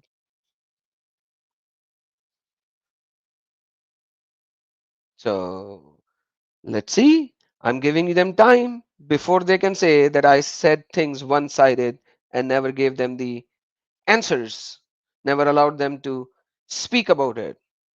So yeah, I'm gonna give that. And what is happening here? Kill and start. Thank you. You guys always want to send people to Makkah earlier. Let me go a bit further. No, you don't need to. I'm here. You don't need to send people to Makkah unless they start spamming and abusing and all that.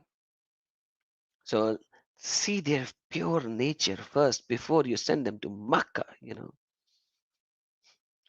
Before sending them to Makkah, you need to see if they're spamming or not. If they're not spamming, that's fine. Servant of Islam went home. He's like, okay, he had a lot of urination to do. So the refutation is abusing me. That's the refutation. The only refutation they have is abuse the person who's reading their own books. That's the refutation. That is the refutation. So I think Mr. Godric went home. He's not able to join in now. So it's a bye-bye time. I think Godric gone home for a very, very long time. I don't want to expand into this subject more because I want to do that next time with Finding My God guy. He's a good guy. I was giving him all the evidences, the receipts of what we have done, and I want people to tell me if I'm wrong.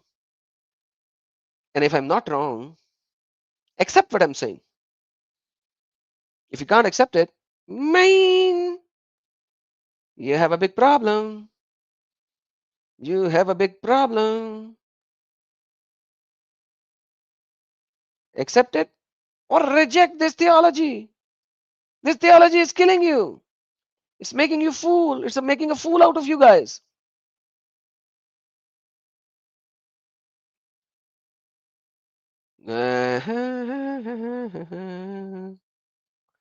End of discussion. I think he ran away. So, with that being said, I think we can end the stream now. I wanted to give an extra time, and the link is there so that people who wants to refute me on this one can come.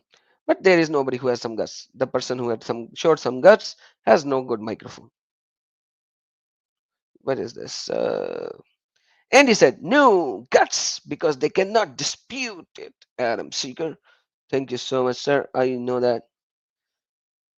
Mohsen Khan, I don't do chat debates. You want to talk? Come up live. The link is there. The link is there. You have a question? Come up live. Click the link and come up. If you won't come up, I don't entertain answers in the live chat. That is for the people who are scared so that they will have the control of everything and say whatever. I don't do that. Click the link, join in live, ask your question. Islam is not the fastest growing religion, silly. It's the fastest breeding religion. You breed like rabbits, silly.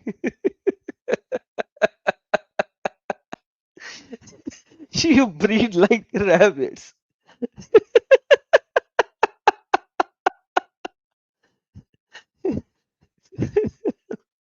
Mohsen Khan, learn your theology, man. Godric, Yes, sir. Can you hear me now? a little better, but still you are coming under water. But anyhow, what do you have to say? Sir, I 100% agree with you, what you have said about lying and al-taqiyya. But all this is agreed upon in our religion by our Nabi Sallallahu Alaihi Wasallam. So what's the problem, sir? There's no problem with it. Are you a Muslim? Yes, sir. Okay, recite to me Surah Asr. Yes, sir. Before that, I said to you, sir, by what right are you even denying Brother, Islam and recite to me Surah Quran? Asr so that I would know that you are a Muslim. Of course, I would recite it, but not to a non-Muslim. I consider it holy. Okay, recite. You are a Muslim, right? Yes, sir. Recite to me Surah Asr, please.